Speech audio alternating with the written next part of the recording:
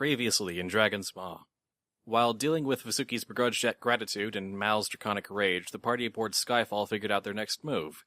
They were split between dealing with the cult and the executive, or attacking Astaroth herself. Eventually, they came to the conclusion that confronting the last dracolich would be a more direct way of addressing their biggest problem, that being the resurrection mega-ritual threatening to bring back the old age of very angry predatory dragons.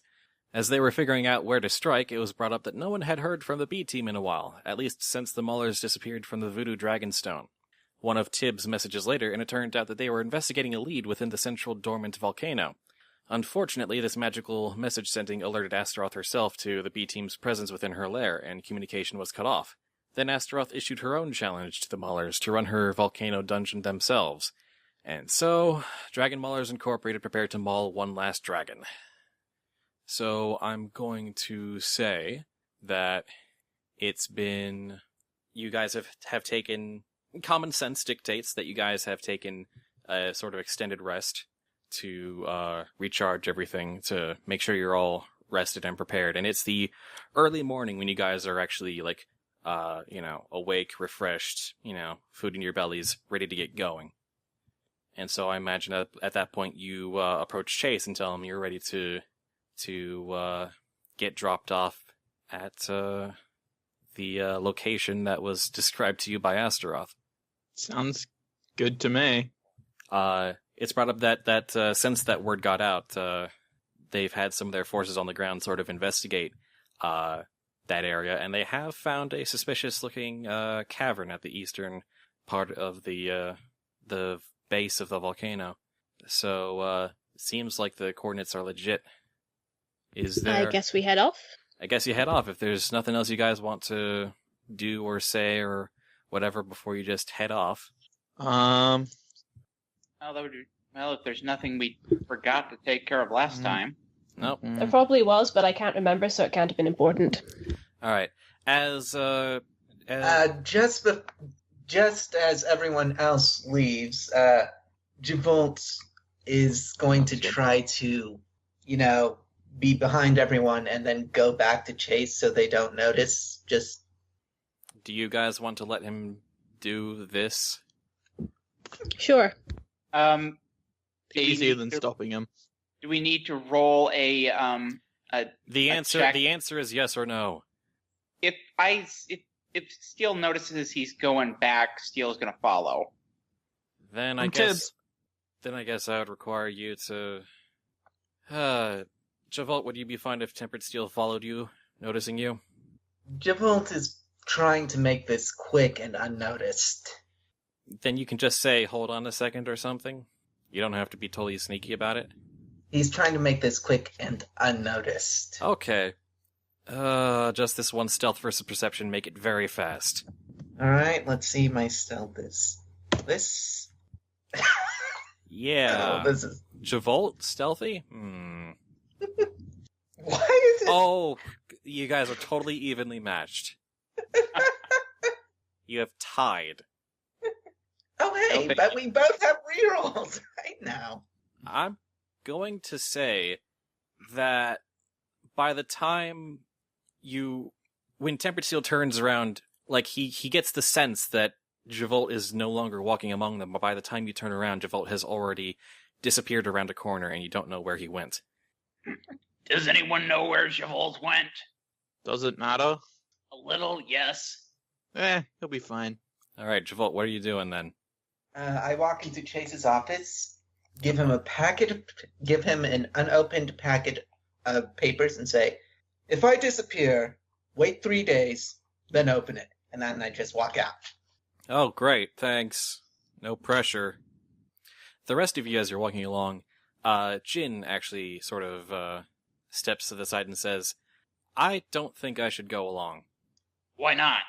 The armored cyber changeling officer says, I don't, as much as as a gesture of goodwill for me to come along as a symbol of support from the stable, I feel like you guys are fine without me and that my skills are better used elsewhere. Elsewhere, as in where exactly? On the ground, anywhere else, really. Do you or do you not have some clandestine mission that you are unable to share with us due to changeling politics or whatever. Not that I know of. Okay, fair enough. Don't worry, we understand entirely. This is more full frontal assault.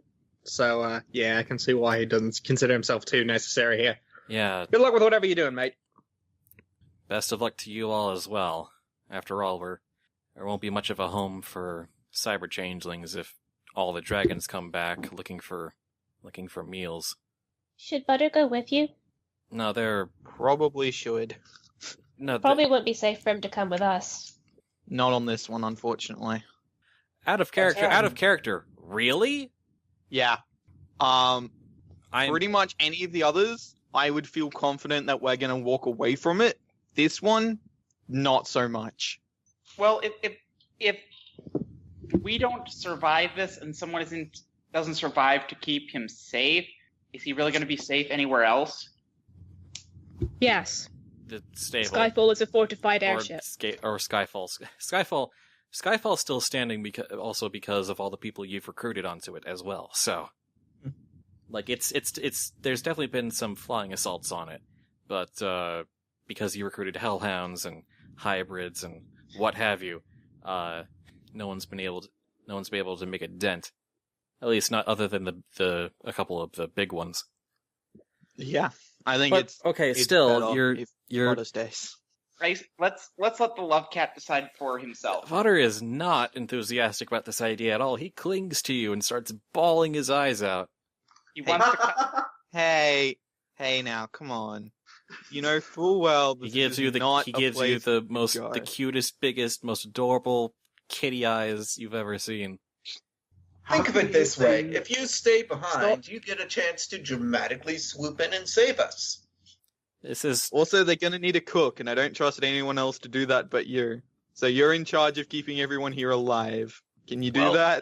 Other hand, I mean, as slim as a chance it may be, if we have the love cat along, maybe we can use that adorableness to, convince Astaroth not to go through with this evil plan. Or he gets set on fire and dies, and I'm not completely okay with that possibility. all right. Just to confirm one more time, since this is mainly Cutelus's decision, though it is a full party decision as well. Are you sure you want to make the love cat stay behind? As much as I don't want to in a lot of ways, it's the best decision for Butter. And as I'm much also as not it hurts entirely- me, it needs to happen. Dang. I'm also not entirely sure what his tactical... Oh, one sec. True. I'm not sure if there would be a tactical advantage to him coming along. Also fair. Of course, Like, it seems like the thing that's most likely to happen is that he'll get killed. Because he is soft and squishy. You of don't think course, that all of us... that just means that. Oh, jeez! He will have, what, 6, 7 individuals I just realized protecting something. him? Okay, but what's the point of bringing him along if he doesn't offer a tactical advantage? It's just putting his life in danger for no good Well, reason. I could metagame a reason, but I mean, if Butter says, a reason why he wants to come and why he would be useful and why we're not just putting him at risk for no good reason, then sure. But if there isn't a reason, he should stay behind. I think the argument is compelling enough. So Butter is finally convinced and quickly pens up very heartfelt farewell cards to each of you, personalized even. They're little robot stickers on Javolt's farewell card. Skulls We're not on dying. Skulls on Cutelus's, Zenkarn's. Well, the way we've made it out to be, we very well might. Little like red and blue pills on Tibbs. I mean, Yeah. we've told this little love cat you can't come along because you might die. What do you think he's gonna make his goodbye cards all about? Well, they all say farewell for now. Hope to see you soon. Well, thank goodness for that. Firelight's card is a bit singed on the corners. Yes. Flotsam puts her card in her saddlebag and gives Butter a hug. I think Flotsam is the only one that can actually hug Butter. The rest of us would just sort of what? He's not that Sorry about tiny. He's not. Ten- He's not so small that you would squash him like a bug. Tempered Steel can try to give him a hug. It's not that hard. You can hug a tiny thing. You can control your own strength. Yeah, I'm assuming that these things are about the size of a cat. Yeah. You can hug a cat. Well, I mean, if you hug a cat, you're kind of like carrying them. Well, yeah, you're still hugging them. I mean, it's or you can kneel down if they stand if you assume that this cat can stand on its hind legs. The physics of this cat hug is not supposed to be the issue here. Yeah, it's the fact that we're leaving our adorable little sidekick behind. All right then. So the most adorable little sidekick. So Jin and Still Butter better than taking it. Jin and Butter stay behind is the result of this then, which means I guess the only remaining companions then are Igor, Aurelia, and Craggy. Am I the only one that he's fading in and out for? Yeah, no, I mean, no, you're not. He's fading in and out for me too. I'm fading in and out. Getting the same thing. Oh no. Alright then, what do I need to repeat? Just the last bit after companions. So the only companions left then are Igor, Aurelia, and Craggy. That's basically what I said. Yep. Craggy has combat stats, right? Yeah, he's a companion, so is Igor. Aurelia's sort of half a PC. Like, if Butter had combat stats, probably, but If he had combat stats, would he really be a true love cat anymore? I could give him Form of the Puppy, which is legitimately has hugs as one of the attack names. But off topic. Anyway, so after this issue is settled, it's not long after that Skyfall comes into a landing position at the base of the volcano, and you will disembark from the ship.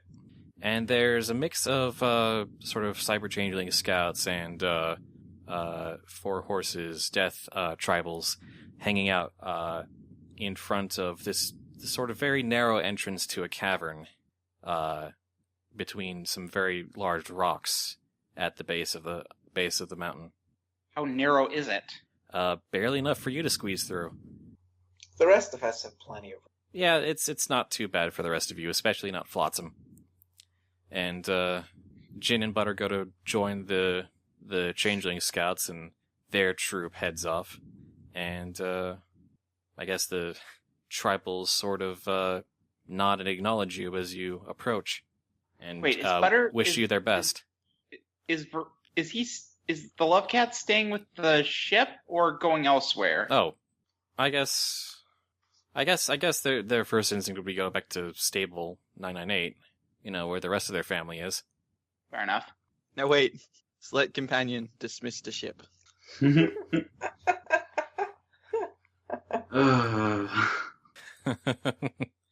Alright. And with that said, do you enter? The tribals say they haven't entered yet. They don't know what lies beyond.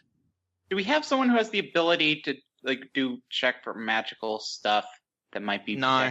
away? No. We definitely do not. That person does not exist person. in the entire campaign. Wait a minute. Tempered Steel will go in first. Can I have him make a perception check right before entering to see if there's anything to be aware of? Do you want me to check for magical traps first? You can always see the existence of magical energy. I can just assume that you're always doing that passively, instead of having you roll every time you enter a room. So make a roll? No. You don't see Okay. anything. Magical or physical or otherwise. You go in first and you see a very dim part of a cave with a very sort of some bright light coming from the other end. Tempered Steel will proceed inward. And I'm assuming the rest of us are following? Yeah. Firelight will I'm turn always to a follower. Firelight will turn to the tribe raiders, and just if you hear a lot of yelling and screaming, just don't come in after us. Okay. Why would we not want them coming in after us? Yeah, if I'm Because- getting a sacrifice to an evil, like, dragon deity, everyone else is too. No, Firelight's right. If they hear trouble, they should run, like, away, not towards us. But if there's Because trouble, if they we can can't- provide.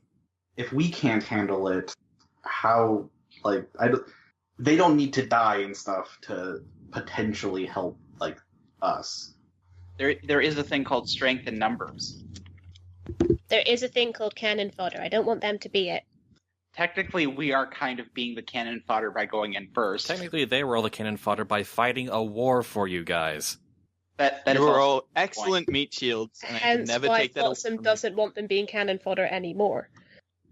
Anyway, as you, Agreed. you proceed through the cavern, which you notice on reflection, actually, as you sort of squeeze past the rocks, you notice that they've apparently suffered some cracks, like something very large was forced through recently. And you end up approaching these two great stone doors with a sort of draconic murals across them. So are these separate doors, or are they Yeah, two they're- doors in one doorway? Yeah, it's a big set of stone double doors, basically. Okay. What is the, you said, like, draconic imagery on it, or? Dragons. There are dragons on the door. Pictures. Anything specific? Nah. So it's just All right. artistic dragons. Yeah. Also, Okay, then. at sort of just like in front of the doorway to the side, there is a big brown hairy lump. What? A bit. I go over and examine the lump. It appears to. It appears to be something you might recognize. Okay. Spud, you faded out again? You see a big brown hairy lump in front of the door, off to the side near the wall. Okay. Go over and examine the lump. What is it? It appears to be sort of curled up in sort of a resting position and breathing kind of shallowly is Mighty Hyde Bill. Yes, I should have said something. It could. Firelight, we might need you over here. What? I'll walk over and check him. Like, does he seem hurt at all, or just sleeping? On close inspection, he seems to have taken a lot of hits. There's a lot of blood on his fur. Okay. He's actually quite matted. I'm gonna use I'll use healing and stuff to try and fix him up. Yeah, roll let's some heals. Okay. I can only use my abilities for poison and diseases and stuff. So, let's see. Oh yeah, I almost forgot what my heal score was. 34. That is sufficient. You very quickly through your expert skill, managed to patch him up. Take out most of the projectiles and bandage him up and get him breathing normally again in very short order. Yay! And he starts to rouse. He starts, what? Where am I? Ugh. You're in the mountain. Not the mountain. Yeah, the mountain. It's where we all go when we die. Did you not know that? Oh. Why are you all Yes. here? You didn't Die. You're not horribly. dead. We got bored and just visited. Why? You're not dead. You're at the dragon's lair entrance. What are you doing here? I don't know. The donkey said something, and I just saw red, and I don't remember much other than that. The donkey? God damn it, Javolt. What did you do? I'll point towards Revolt. That donkey or some other one? He kind of gets kind of flares up for a second, just lets out a big huff of air through his nostrils, and then calms down, just like, yeah, that donkey. Revolt, what did you do? What did I do? I talked. That's what I did. I think you may have Oh. accidentally encouraged him. Well, Oh, I don't think it was accidental. Yeah, no, it So in other wouldn't words- be, would it? So in other words, you're just an ass in more ways than one. Hey. well, he He was in the middle of a depressive state. I broke him out of it. Granted, I broke him into an enraged state. That's not good. Well, whatever. Look, it's whatever. better to be angry than to be depressed.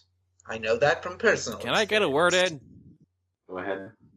Whatever the stuff I do remember, I don't know. Took down a bunch of those pony dragon things and a bunch of those evil cultists. I think I did an alright job.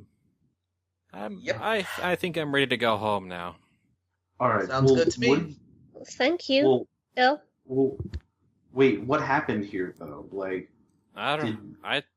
last thing I remember is just feeling like I needed to take a nap somewhere where people wouldn't shoot at me. So, sorry. So real fast, we pulled the projectiles out of him, right? Are they just bullets? Yeah. Well, there's also like a throwing spear as well. Okay. Just curious if there was anything like unique or maybe a sign that the door has a trap on it or something. Are there any signs that the door has traps on it? No. The door is a trap. Everything beyond it is the hard way. If we actually just, hit the secret panel, we can just easy our way through the whole thing. Don't think. Somehow I doubt Astaroth. This isn't like a Mario Maker level. Oh God. So you don't remember like how you got so hurt and how you found this place? I remember the hurt part. That's pretty simple. I just don't think I knew what this place was. It was just like, oh, there's some rocks there. Probably just shock from the blood loss. Yeah, that seems likely. Oh. All right. Tell you what, though. We'll just would have made my dad proud. Hey. All right. Just there's some ponies out front and everything. They should be able to direct you back home. He gets on his four hooves and kind of clutching his middle says, all right, sorry for all the trouble I've caused you over the past weeks or so. It's likewise. It's been a weird month. Feels like it it's been so much longer. For being honest, it's been a weird century. All right. It's all right. Just try to get home, heal up. Trying not to do anything too strenuous for a while. Yeah, I think I've got it out of my system for a while. Okay, see ya. and he staggers out of the cavern and kind of bashes through the narrow opening of the cavern, dislodging a few of the rocks and significantly widening the opening. He was the thing that was too big. And then there's nothing left before you but the big double doors. Is there I'll any... knock.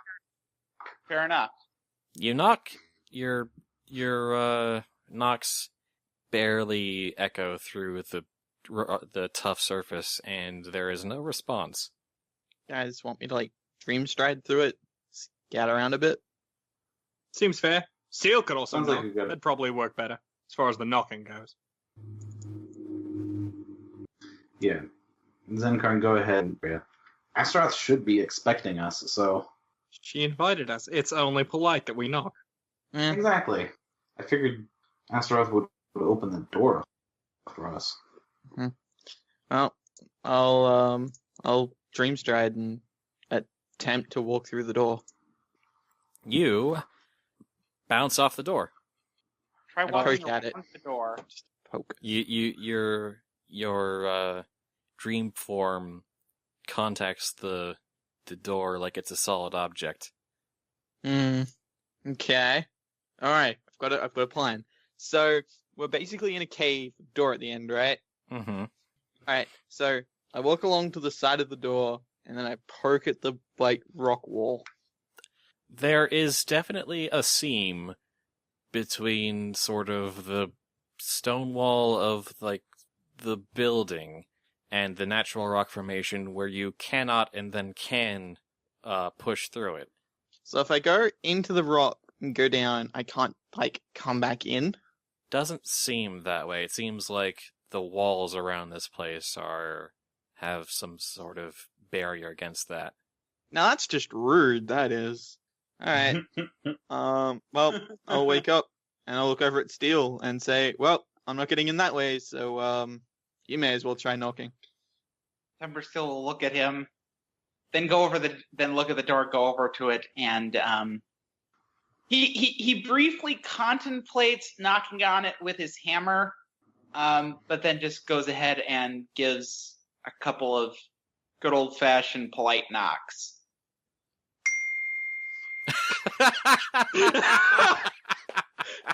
The door opens. That cannon. You hear a ding, and then the sort of ghostly form of Astaroth phases out of the door and just glares at you. She says, "Really? Are you that dense? I already gave you the invitation. You want me to open the door for you?" She snaps her claws, and the stone doors lurch open. And she says, "Do you want me to give you the tour as well? Would you like me to walk you through?" Actually, if you wouldn't mind. If you were willing. She just, eyelids lower, just gives you all a flat look. For what it's worth, I wouldn't like a tour. It's better to not have the host see that you're stealing their shit.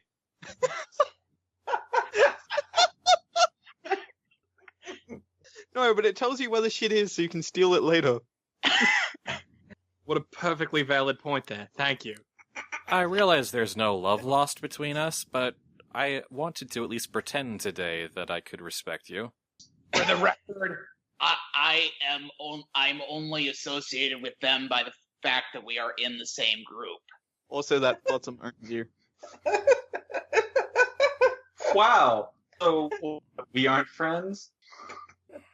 I was indicating specifically to Zencard and Tibbs. Oh, Minotaur, you wound me. I'd care, but I don't. Oh, that just drops the whole conceit, doesn't it? At least give me the pleasure of pitting my, traps against you. There's not much I have left besides that. And maybe we can get you to appreciate some history along the way. But we're like really bad at traps. Can we just appreciate the history and there aren't terribly many traps, I'll tell you that much. Oh, There are only a couple. As long as you aren't dense. Do you mean that I in made the sense absolutely of no promises mentally? for the Minotaurs, so... Astaroth, where are the B team? They're your reward. Oh, that's nice and cute. Flotsam narrows her eyes and advances slightly. They'd better not be hurt when we find them. They won't be. I've put some thought into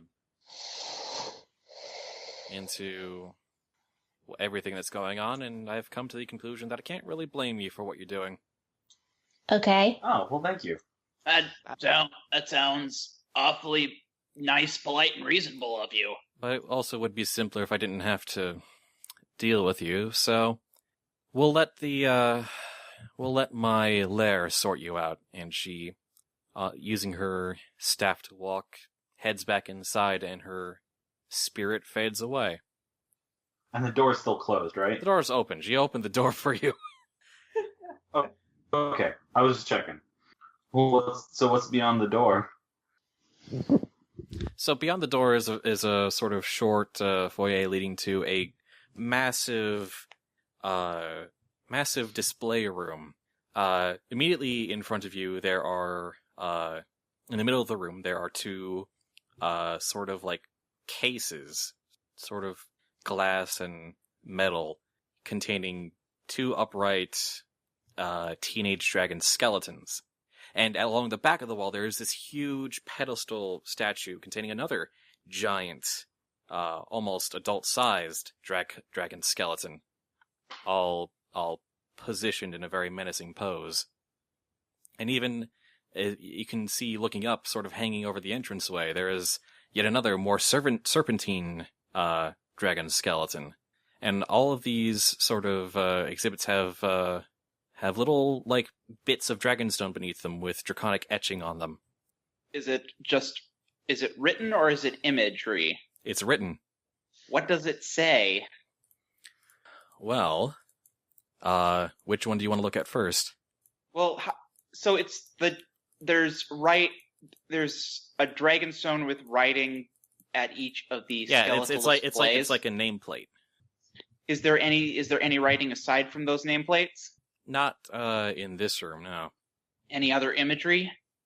Yeah, there's along the walls. There's like images of like very simplistic images of dragons. Though you notice that along the walls, the eyes have like these blue inset stones, whereas the rest of the wall is just sort of red orange, rock. What was that?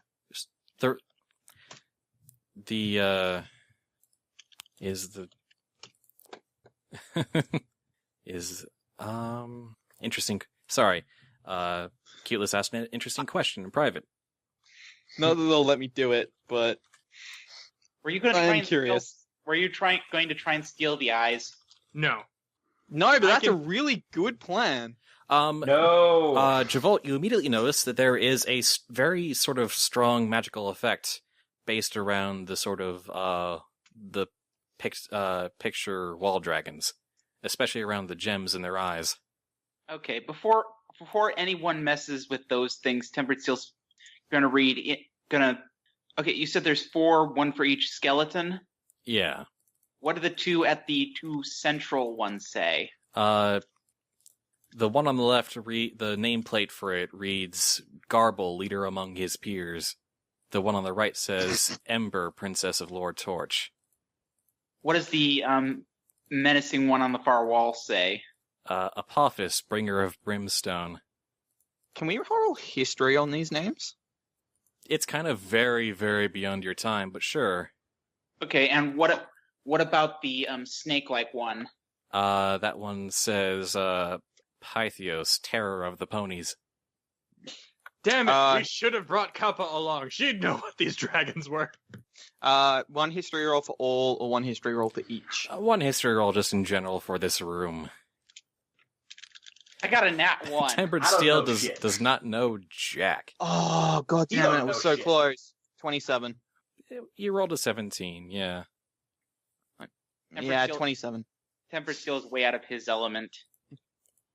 So, does anyone else find it very creepy that they just have dead bodies, like, put up like statues everywhere? Kind You of saying seems that like a bad thing? I honestly can't say I find it that creepy. It's kind of creepy. You also noticed after a moment that, like, intermittently, the skeletons are giving off sort of especially the central ones are giving off sort of a greenish glow.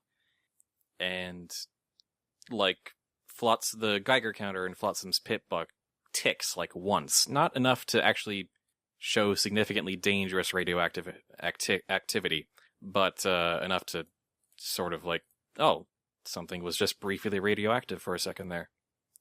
That I find creepy.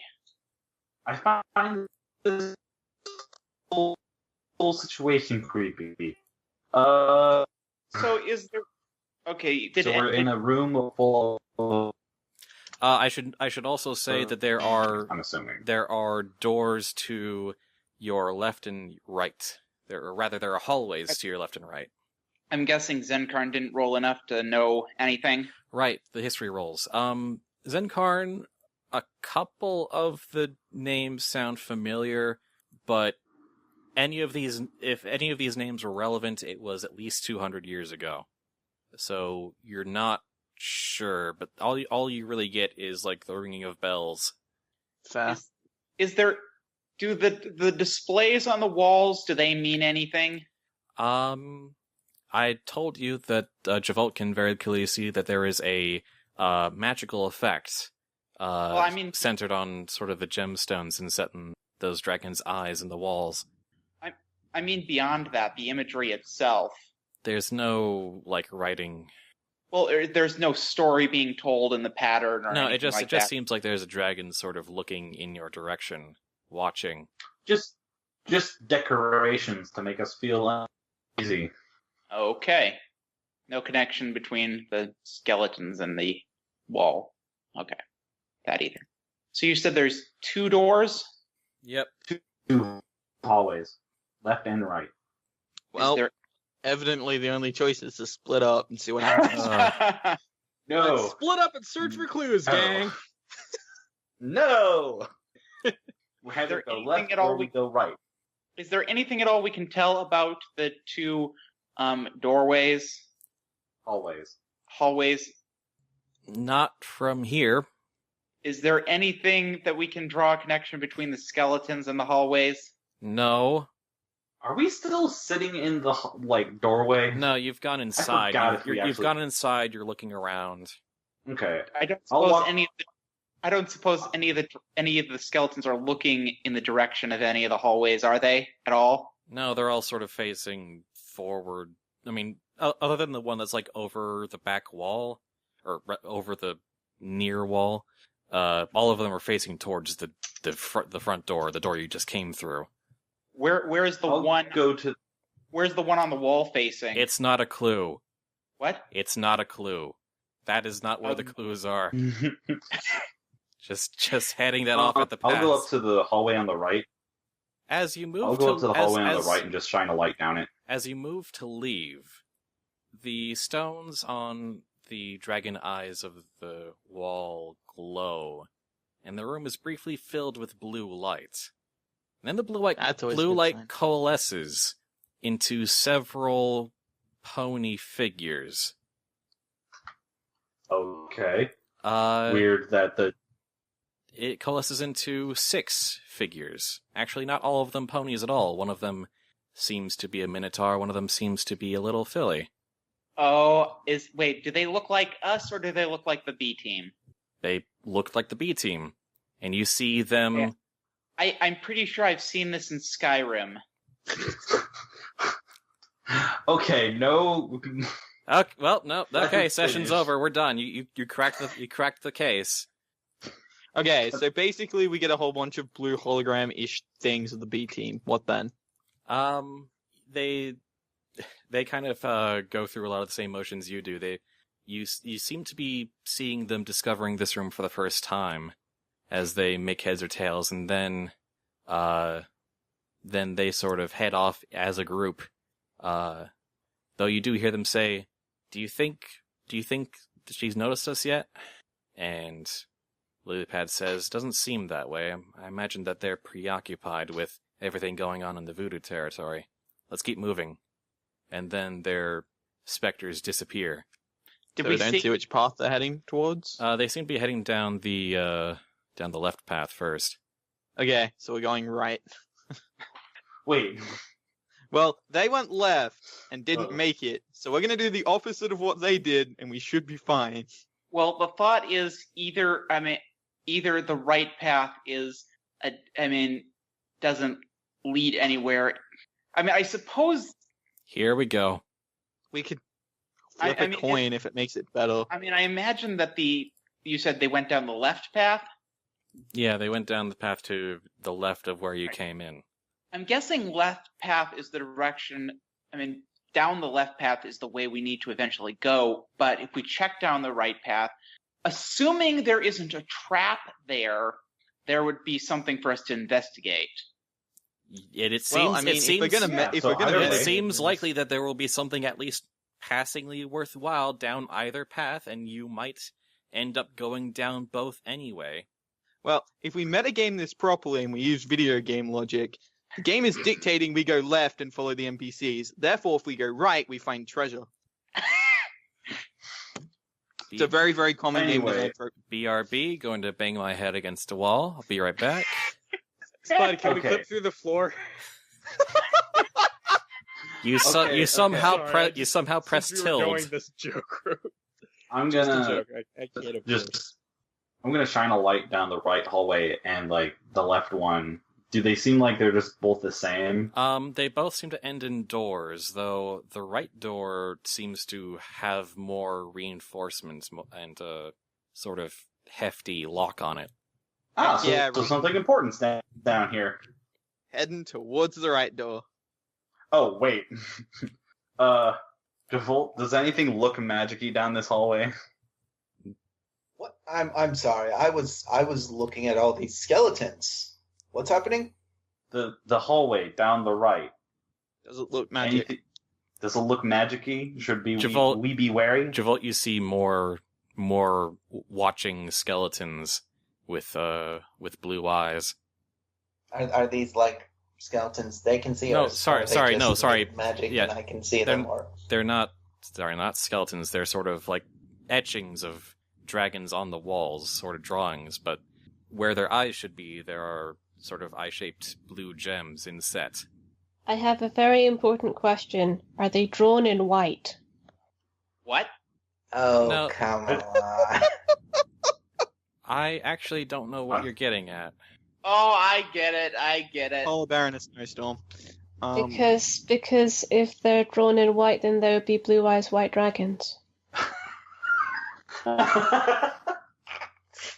Okay. I think I that wasn't my immediate assumption of what you're getting. I'm going now. No, that was beautiful. That was No, great. they're just chiseled into the walls. Can we see the glowing? Yes. We yes. Okay, just checking. But It- but it's- Javolt can see that there is a very powerful passive magical effect going on very very clearly, and it seems, and based on what happened in the entrance hall, it seems to be like it's, I guess, sort of recording. So there Walk down appears the right hallway. So there appears to be recording magic here, basically to record our grisly demise. I would assume. I guess that explains why we can see projections of the B team. Yes. She's probably Actually, going to hold on. everything we do. I'm going to try to rewind this so we can see projections of other people that may have come through. Okay. And should I roll for that? Are you using a utility talent for that? Destiny? No, I'm just maybe not my destiny talent. Okay. No, I'm just going to roll Rakana, I guess. Rakana. Rakana. That sounds Yeah. like a wrestling show, like a mage wrestling. I got a 25 for that. Yes, mages discuss history with wrestling moves. Rakana. I'd watch that. That actually sounds really good. I'm gonna have to take note of that for later. Rakana. Damn. Anyway. All right. So Your weekly dose of mages discussing No, you can't. You've got the timber, but you don't quite have. You could have given him a chance. Yeah. Anyway, so Anyway, Javolt, probably you kind of try get to it back on track. you try to fiddle with the gems, and they kind of respond. Not in any, you can't really manipulate them in any precise way, but you do find a way to sort of send some sort of magical request for some a sort of rewind of sorts, and that's the best you can do before they activate again.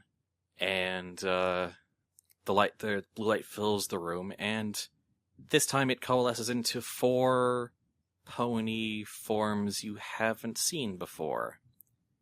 3 earth ponies and 1 unicorn, all dressed heavily in raider armor, Oh, walk into the entrance hall.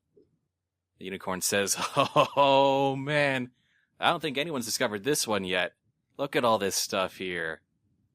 This sort of reddish earth pony hefts up a great big stitched together pole arm and says, "Let's hope there's something to actually fight in here." And then they disappear again. okay. Now I'm going to try to take that recording and sort of fiddle with it so they're just glitching back and forth in a dance. You don't have quite that much And control over it. All right. Are the gems still recording? Yeah, they still seem to be active, yeah. I cannot because I really do not want to resist the urge to do so. Tempered Steel is going to go to the center of the room near the 2 central dragons, and he's going to just do a little dance. Oh gosh. And at this and stuff, I guess I'll go down the hallway on the This right. is clearly the follow- trap. I follow we Firelight. get trapped into showing off for the future explorers. That would be entirely of your own doing. Tempered Steel does a little dance in the center of the room for posterity's sake. You get the sense that, like everything else you're doing, it has been recorded by the spell. Anyway, most of you head down the right hallway. And I think after he has done his little dance. Yeah, I think it was me and Zenkarn and stuff going first. You head down the short hallway and approach this door, and as you do so, another memory of sorts coalesces, this time of the 4 stallions again.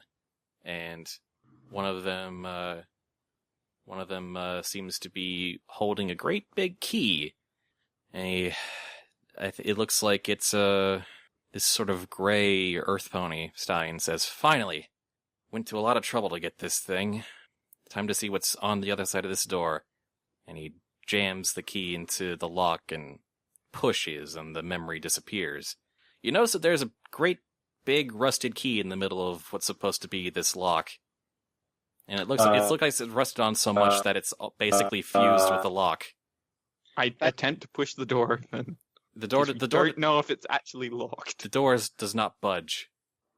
Somehow I get a bad feeling by the fact that the recording ended with them doing that key thing, and that key thing is still there. But there's a good chance whatever killed them has already done its killing, so we'll be fine. That is terrible, terrible logic. No, it's fine. Trust me. Have I ever If it's genuinely trusted you? If it's rusted beyond, like, if it's rusted shut like that, can we just, like, bust the lock? Would you like to try? Yeah. Javon backs up a little and pushes Tempered Steel forward. Wow. And then backs up a little more. Is Javolt really strong enough to push Tempered Steel Oh, anyway? it's more of a nudge. Yeah, really. it's pushed as much as a donkey can push a minotaur.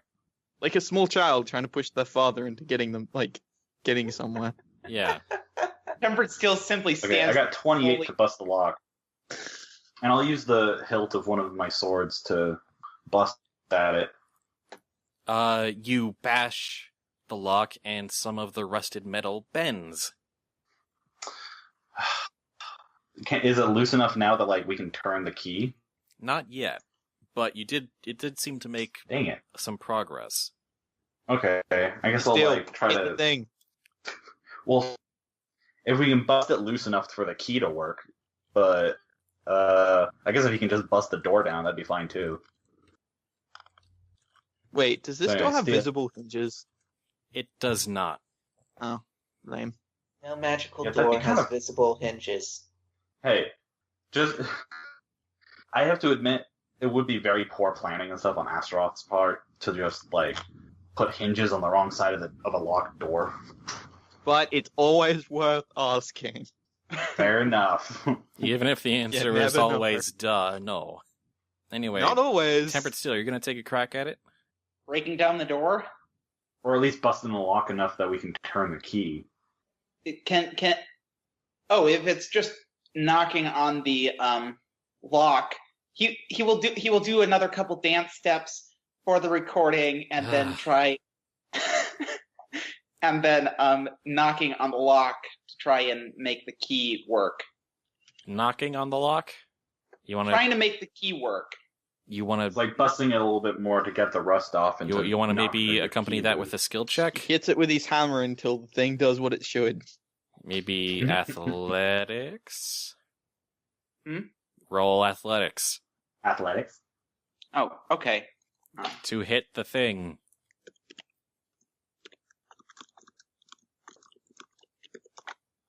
$25. You make another solid hit on it, and huge bunch of rust sort of shakes off, and it bends a little more. But you try to jiggle it, and it still seems a little stuck, though you can move it a bit more now. All right. Tempered Steel will try hitting it again. I don't suppose I have any oil in my saddlebags for weapons maintenance, do I? Not in huge enough quantities to really coat this thing without wasting all of it. Alrighty, no worries then. And I precision got precision another- work like that, I it's got a like you second usually 25. another 25. You land another solid hit, and it's very loose now. It seems like it just needs one more good hit. Okay. Okay. Can I just say that I just made it like I just realized that athletics than our Minotaur. Just What? one less athletics than the Minotaur. Yeah, you've got a bonus of 12. He's got a bonus of 13. To be fair, Tempered Steel's specialty is endurance. Use endurance on the luck. Outlast it. It'll rust away eventually. With a Well, last time I checked, living creatures usually do not rust, so there is that. clearly that means you win. um, With a high So enough did- endurance, you can outlive the heat death of the universe. That's how it works, right? Did Flotsam have have oil? No, Flotsam did not have enough oil. I will wait Oh, okay. until my destiny gives me a d20, and then Just hit the lock one more time. I got a 20 this time. That's weaker than the ones before, and somehow you just managed to glance off it. I'm trying to be careful. Well, just hit the damn thing. I got a 31. Okay, There you go. you nearly shear the rusted key straight off, but it manages to stay connected, and you can turn it fully now. Seems you've shaken enough stuff loose that the rather heavy mechanism seems to start moving again. Take some pushing, but Tempered Steel will take a couple dance steps back and let someone else take the honor of actually turning the key. Well, I did absolutely nothing, so I opened the door. all right. Totally did this all on my own. The recording says otherwise. The recording is lies. All right, you open the door to a what seems to be a sort of gold-decorated sort of worship room, and in the back is this gold statue of a 5-headed dragon. Is there any signs of corpses in the room, not dragons? There doesn't seem to be another body in the room besides you guys. The other major detail about this room is that there seem to be like sort of channels along the floor and at the base, surrounding the base of the statue. Along the right side of the room, there seems to be a large basin feeding into them. So I'm hoping it's water. I guess we'll walk over into the basin. Like, I'm hoping it's not bloodstained or anything. it doesn't seem to be bloodstained, although it seems like on closer inspection, there seems to be like bits of rock kind of sticking to the bottom. It's of rock? Yeah, rock.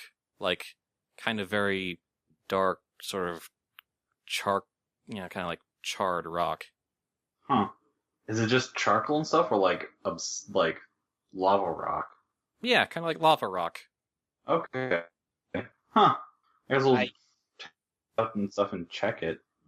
So, was It's kind of actually still kind there of hot like in your oil hooves. residue on this? It's still kind of like hot in your hooves, actually. Is there Wow. any writing or any decorative images in this room? It's there's like some banners, a couple candles. What do the banners say? I'm really sorry, but I instantly got this. I just have to do it now. I'll try putting the rock back in and lighting it. Lighting the basin. I set the water on fire. You Well, there's not water in it. It's the- just these rocks. in without it. So without anything like aerated to burn, the fire doesn't really last long. okay. So it's not like some sort of magical ignition thing. Is there any like? Does it look like there's any like pictures and stuff with like oil fuel or anything? Doesn't seem that way. What Okay. are the banners of? More 5-headed dragons. Do we recognize the 5-headed dragon? Seems to be similar to the gold statue in front of you. Should we roll history for it? Aurelia just kind of finally goes, "Oh, I think that's Tiamat." Well, okay Huh. then. Oh, hey! I just realized. I wonder if this will be important here. And I'll go ahead and like pull out the Tiamat cult brooch, like For sure. out of my bag.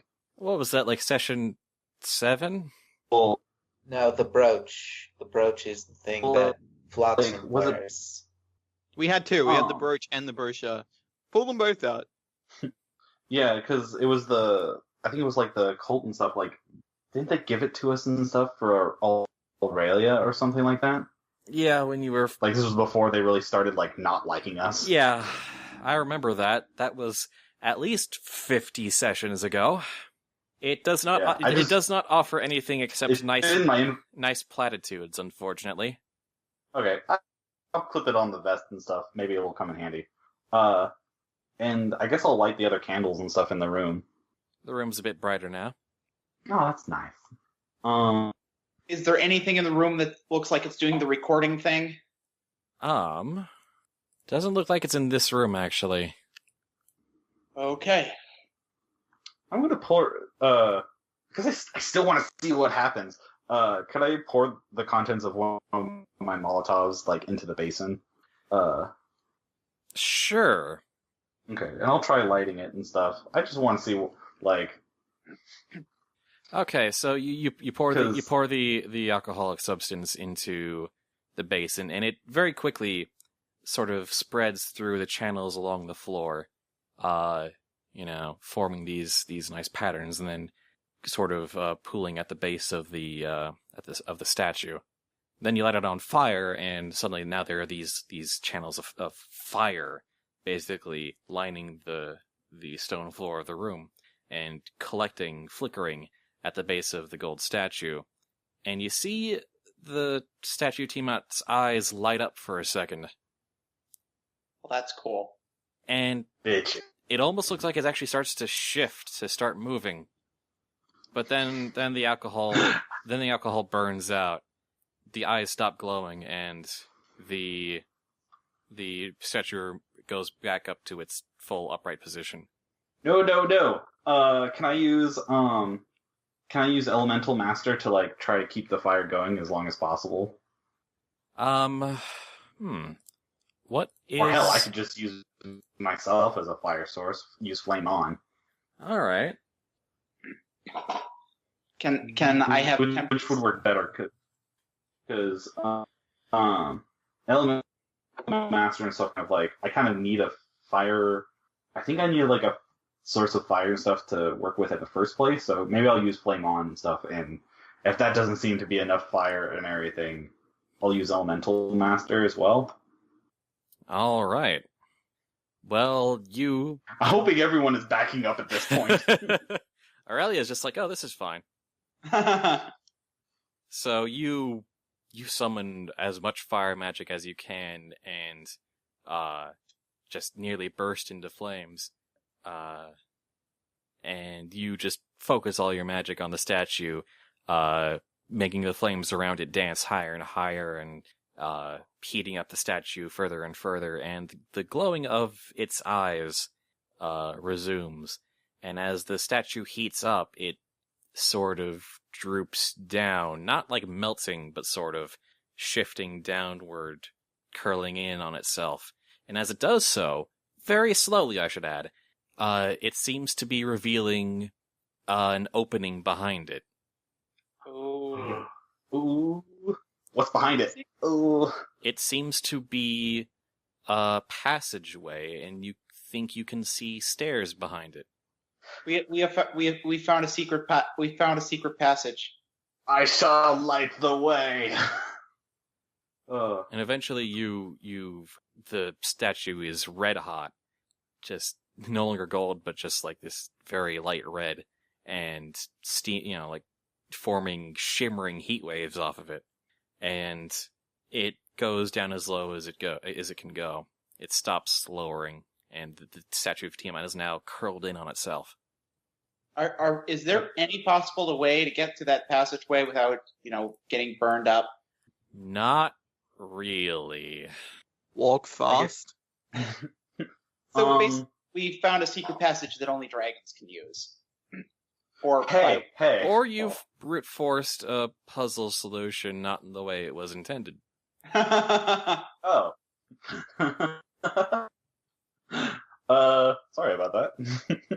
I guess I'll try lowering the fire down and stuff. Does this passage still stay there and stuff as I let the fire die out? The statue still remains hot for a while, although you notice in very small amounts it seems to be rising again, it's basically blocking the opening and completely obscuring it, and you have to move past it to get through. Okay then, moving quickly. I guess, you hot and, get down past through the doorway. But keep the statue and stuff to keep it hot, and not, big fire and stuff that people can... You try to carefully manage the heat. Yeah. Is Should I roll Arcana for that, or...? Yeah, sure. Roll Arcana to see if you can manage a sort of precise level while still keeping it safe for the rest of the party. And Zenkarn seems to have dropped off the face of the earth. It seems we are having all sorts of internet troubles tonight. That's not good. I got 24. The fire remains hot, but as long as they move past, the rest of the party should be able to move through without getting too burned. Awesome. Well, it's now or never. Okay. We should probably do that. Acrobatics, unless you can fly or are fire resistant, is what I'm asking for. Aurelia goes through just fine, whatever. I'm guessing Steel does not have good enough flying to do that. No. Okay, you said what skill? Acrobatics. Right. Now I'm curious, how is it supposed to be solved? Alright. I'll be right back. Okay. 17. 23. Gask and Pack? What? That is someone's roll. I'm back. What did I miss? Gaskin Pack is me. Okay. I don't... I assumed as much. Okay. Tempered Steel, you get your hooves scalded a bit as you try and get through, but otherwise you're fine. And since Dally is tired, I'll just say Flotsam's able to fly through fast enough. Well, I assumed she'd be able to do that regardless. Yeah. Zenkarn, you're back?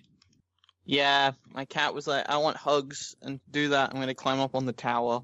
Oh, dear. And then was just like, computer off, hug me. I'm like, no cat, no. So we're getting through file? Yeah, you're... for that. Oh, yeah. You have a thing for that. No, wait. No, I don't. Well, roll acrobatics, just jump through. Unless of... Oh, no, wait, we had that conversation. We are literally jumping through flaming hoops. Yep. Acrobatics. I forgot. We had the conversation where I can't face that through fire. This is gonna go really badly, and I don't really want to do this, but okay. 26. You're just fine. You have nothing to worry about. And you notice that to the right of the passage, as you all kind of squeeze in, because it's kind of narrow, that to the right there is a lever that is slowly rising. So as the entranceway closes up behind you, that seems to be the way to open it from this side. Oh, if someone pulls down on the lever and holds it there, would that mean that we wouldn't need to worry about someone getting burned anymore? Well, it's too late for that. Anyway, there's a flight of stairs leading up to your left. To the stairs. As you climb up, you notice there are more of the watching dragons along this particular passageway, and they light up as you approach. And you see the 4 stallions again. Some of them looking their armor and under armor looking very sort of burned and tattered. Lots of scratches as well. The green earth pony stallion's just shaking his head and going, "Lava? Really? Leave it to dragons, huh?"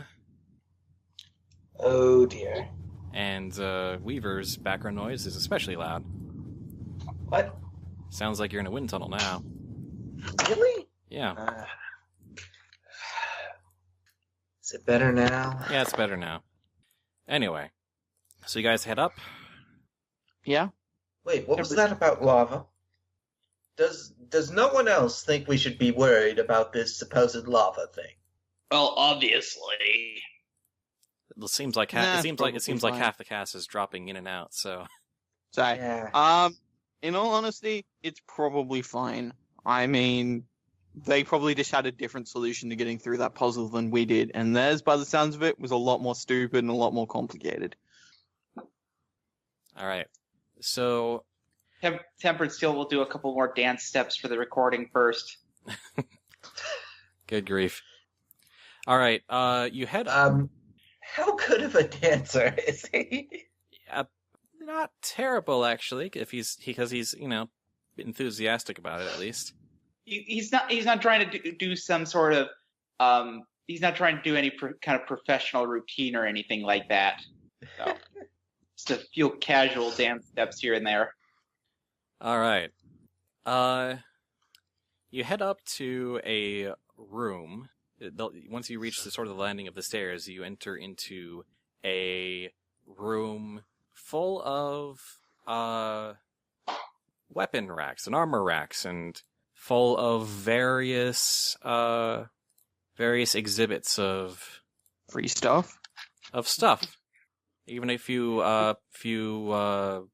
murals along the wall of what seem to be depicting dragon warriors of various ages. So this is specifically ancient draconic weaponry. It seems to be a historic armory. Is there any writing or image? I mean, you said the dragon warrior pictures. Yeah. Is there any writing? Not much. They seem to be the murals seem to describe battles. One of them seems to depict dragons facing off against a couple of magical alicorns. But what do the alicorns look like? White and blue. Do they have a sun and moon cutie mark? It's not that detailed. So what type of armor's in the room? It mainly comes in two flavors, sort of upright and bipedal, like for Aurelia's teenage size, and then there are just some huge pieces that look like it's just the shoulder pauldron for one gigantic dragon. Like if the whole set was in this room, it wouldn't even fit. Damn. I turned to Aurelia, and I'm like, you might want to pick something out. Can't keep going unarmored forever. Dang, you're right. I mean, would it even fit?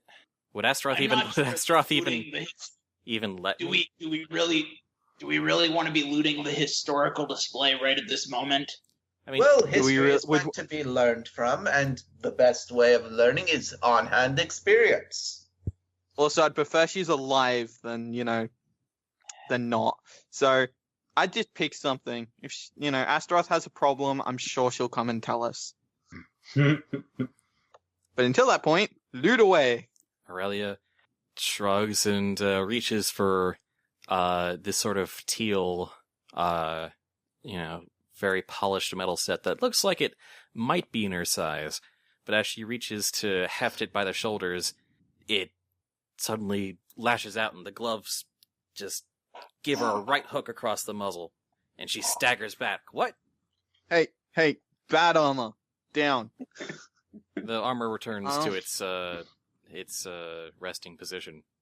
I'm going Can I to use the Arcana check that? extendo claw to poke at the armor. Tempered Skill chuckles at the fact that the armor has its own anti-theft system. I'm just going to use extendo claw to poke at the armor. I guess I'll go check on Aurelia and stuff that she's not like too badly injured from that. She's not too punch. badly injured, just very surprised, and her pride is a little hurt. And Okay, so we're not going to touch the arm. Okay, so what happens if Javolt pokes at it? It grabs Javolt's extendo claw by the cable and yanks it away. Yanks it. How does that Just even... away from it. So just pushes it, Just stirs it or whatever. Yeah, just So grabs it and tosses throws it. Yeah, tosses it. Okay. Ah. Well, I'm gonna Arcana check it if I can. Just double checking. Javolt, you notice that you're noticing that just about everything in this room looks like it has a magical effect on it. I'm going to poke something else random. I'm going to add my magic point onto that, making that a 35. Okay, you are certain without a doubt that everything in this room is enchanted to come to life and prevent itself from being stolen. Do I know how? Or just that it is? An enchantment that was placed upon it by very powerful draconic magic. So, How do we break that? And Javold, Actually- as you start to learn this, you randomly poke, like you said, at this sort of curved sword, and it lifts up into the air and tries to slash at you. at me or at my extendo claw? At your extendo claw first. All right. I grabbed the sword by the blade with my extendo claw. And it tugs itself away from you for a second, and keeps tugging, and doesn't quite get itself free, so instead it flies towards your throat. Can I'm probably across the Fire, room. like- How does it I'm gonna just... try to block it. It's basically, it has a self-levitation spell attached to it, so it can move Yeah. around the room. Tempered Steel is going to try and No, pull. no. Javolt is going to, I don't know, block it with the cybernetic arm. Cybernetic foreleg. You're No. using your cybernetic leg. Don't use your. The cybernetic leg is the extendo claw, right? Well, yeah, but the claw is just at the tip. Oh, the claw's detachable, So the rest of it. you're using the stub, remaining stub of your leg. Which is to- basically the forearm. Like, the extendo claw is his hoof, and then there's the cable, and then there's the foreleg. So, Sure, makes sense, I guess. Yeah. You managed to block the first strike, I'm just very worried. but Yeah, I believe let I have go found of the a new stupid pet. sword. And Igor just gives... Let go of the stupid sword, Javolt. I think I will call him Leroy. No, Javolt, you will call it your killer if you don't just let go of it. Who's a good delusional mass murderer? Yes, you are. you basically end up in this fencing match with this sword. You with your stubby foreleg and this draconic curved sword, which is starting to nick into the metal of your leg. Fine, I'll come back later when I've got your treats. And I just let the sword go. The sword, not immediately, as if it's kind of harumphing at you, kind of bobs in midair, and then finally returns to its place on the weapon rack. So, no more touching things. Javolt touches the giant shoulder pauldron. No. How Okay, are no, you gonna actually, get I am that out of super this curious room? about that. We can't even get it out of the room. Yeah, but I'm curious about what happens if we poke it. It basically, faster than you can almost see, it just shoves into you just a few feet, sending you flying across the room. Okay, So- now we can... Don't touch anything. So, Aurelia, if you were wearing armor and it was constantly biting you, would you be okay with that? No! No! That is a bad idea. Nah, it's probably fine. Is there anything recording in this room, or is this gone unrecorded? There are a couple of watching dragons in the room, yeah. That good. Oh. That is good. You actually start to Okay, see so- echoes, very faint echoes of a red stallion fighting 7 swords at once. Of course he would. Of course he would. And a couple others standing off to the side just shaking their heads. And the unicorn laughing his ass off. Wait a minute. Do we recognize these 4 stallions? They don't really look familiar. Oh, well, I thought it was obvious. I mean, They're younger than they were when we met them, but... Oh, were they the 4 horses? Was this not... It was No, obvious. shut up. Because I thought they were 2 unicorns and 2 earth ponies. I thought they were 3 earth ponies and a unicorn. Yeah, he said 3 earth ponies and a unicorn. That is, I thought thought the four So horses Javolt were... walks up to the armor that Aurelia tried to pick and said, Have I contradicted? So how intelligent are you? Will you only react if I poke at you? Can you mime? Can we go back for a second? Did I get that wrong? Well, Death is a unicorn. Yeah, and I thought Pestilence. Famine was too. Yeah, Famine must be a unicorn. He was using mind control magic. I thought And I have his horn. Yeah. Yeah, Death, I'm not sure Death is he. I'm pretty sure Death was an Earth Pony. Yeah, Death was an I Earth didn't Pony. think it was you. Pestilence was an Earth Pony. War was an Earth Pony. I think War was an Earth Pony, yeah. So, Oh, okay. yeah. Oh, okay. I thought Death was a unicorn. Nope, Earth Pony. I think the thing is, he's been in so many different bodies. I'm sure he was in a unicorn at one point. Well, either way, they don't seem to be very old or decrepit at all. These specters before you.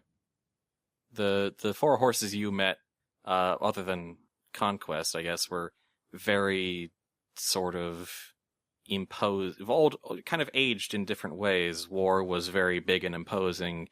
Death was death. Pestilence had, seen the ravages of so many diseases upon him, and Famine just looked more and more insane. These specters might be them before the majority of that, back when they were just a band of particularly tough raiders. So, Zenkarn, how do you feel about seeing Death so much younger? Doesn't bother me, should it? I'm just saying, Okay, I mean, so... Gives me hope that can get to that level from there, so yeah. I mean, it's cool, I guess. Always eyes on the prize, I suppose. Okay. So... Javolt goes back to interrogating the suit of armor. It does not respond. Okay, wait. I have Okay, Zankarn, do we want to actually try dispelling the magic on this suit of armor for Aurelia, or... Heck yeah, we do. Because gosh. if we can do that, and she gets the armor, she's gonna have much more survivability than she does at the moment. Survivability is a good thing. Basically a, magically reinforced sort of mutant dragon, specifically designed to resist the effects of this post-apocalyptic world. She's kind of resilient as it is. Survivability. Let's do the thing. I suppose armor can't hurt. Like, worst comes to worst, it doesn't work and someone I don't like gets killed. Otherwise, everything's golden. Hey. I meant the, the bigger dragoness. But sure. Javolt takes out a sheet of paper and writes down future pet of Javolt and just gently tapes it to the sword. Flotsam puts her head on one side. Do you suppose the four horses got all their power from in here? I'm guessing just a quick aside, Javolt, the sword you tape the note to immediately flies up into the air and slices and dices the paper off after shaking it off. Anyway, back to Flotsam's question. Well, I mean, if you back to Flotsam's question, which was, I'd say at least War probably got his armor and sword from here. Nothing in this room looks missing. Oh no, Flotsam just meant the mountain in general, like the dungeon. Yeah, I mean, wouldn't be surprised if they took something from here, but it doesn't look like anything from here is missing. So, which begs the question, do we want to even try taking the armor? Because I have a feeling that even if we dispel one, the others are going to immediately try attacking us. I don't know. I mean, when we touch one, it's not Did it the really rest of the work room for a lot of- rage. I don't really see the point in stopping and doing stuff here. Shouldn't we press on and find the B team? Yeah, probably. Yeah. Aurelia rubs her head and says, "Oh boy, it's the fool's gold curse all over again." Except I wasn't. Except I wasn't there for that. I was just in the area the whole time. I had to listen to Glaurung rant about how cool he was. All right. Have I said ahead thank you and, for hatching me and getting me away from all that? I don't think I've said it recently. You're welcome. No, Yeah, thank you're you. welcome. Necessary. Thank you for being hatched and helping out the group. Sure. All right. So, what's your guys' decision? Yeah, press on. All right. But first, Tempered Steel is going to do another dance step. I dare you to dance with one of the suits of armor. No, we're going. Tempered Steel I is will not. try to push. Tempered Steel is going to reject that dare. He's just going to do a 1 Minotaur dance step. Tempered Steel does not bow to peer pressure. Well, okay. Good. Bowing to peer pressure would presume that Javolt is his peer. Anyway, we're gonna keep going. All right, you. Javolt just gives the suits of armor a look and says, "Seriously, you're standing around all day. Don't you ever liven things up around here?" As you Anyway. as you begrudgingly head down the hallway to the next room, another memory appears before you of the 4 stallions again. The red earth bunny looking very, very cut up and wounded, still with a massive grin on his face though. And the gray stallion says, "Charge, did you really have to?" And the red stallion says, "Yes, yes, and yes, and yes." And they fade away again. Yeah, that was definitely war. All right, you pass through. There's no door; it's just a hallway straight to the next room, and it's a much larger room, sort of dome-shaped, with a big central table on which is a giant parchment map of not just the Maw, but Equestria. Looks very, very old and very faded, but you can still very clearly see, it's very, very detailed map, very distinct illustration. And you can see a bunch of miniature, dragon tokens sitting off of the side of the map, near the south of it, as they haven't been placed on the map yet. Are they adorable, and can we have one? No, they're kind of very simple in design. Does the map look like it's pre-Wasteland era? It there's not much color to it, but it does seem like it is an old map of Equestria, still marking old towns and cities. Is it dusty at all, or? In places, but it's on this table with 7 seats around it. And it seems like at least some of those seats have been used recently, and the map has been dusted recently. What is there any significance to the chairs? Other than that, some of them clearly have been used recently and some of them haven't. Not particularly. Is there any symbology on the chairs? No. Anyways, Sometimes a chair is just a chair. So this is where they plotted. How big are these chairs? They're fairly tall, actually. Taller than steel? By just a foot or so, yeah. So is the map set into the ground? No, it's not set into the ground. The table is just sort of this formation, but the map is just actual paper that's been sort of flattened. So we wouldn't see that when we walk right into the room, would we? Or yes, you would see that. Well, I'm trying to figure out with how big things are versus how. No, the chairs themselves are bottoms of the chairs aren't taller than us. It's just the chairs themselves, the backboard of the backs, chairs. Yeah. Oh, okay. I misunderstood. That's my bad. No, it's okay. Is there anything else in here and stuff, or it was just a meeting room? It just seems to be a war room. Okay. This is impressive. I am impressed by what I see here. I've seen better. There are 2 exits, a big door to the right and then a smaller one straight ahead. And you see there's more of the watching dragons again, and another memory forms towards the around the door along the far side of the the door across the way, and it's the 4 horses coming out and saying, "Man, there was next to nothing in that room." That sounds like a challenge. I'll immediately walk up to that door and check what's in there. All right, you immediately head over then. Tempered Steel will do a few dance steps as he follows. There's a door, but it's not.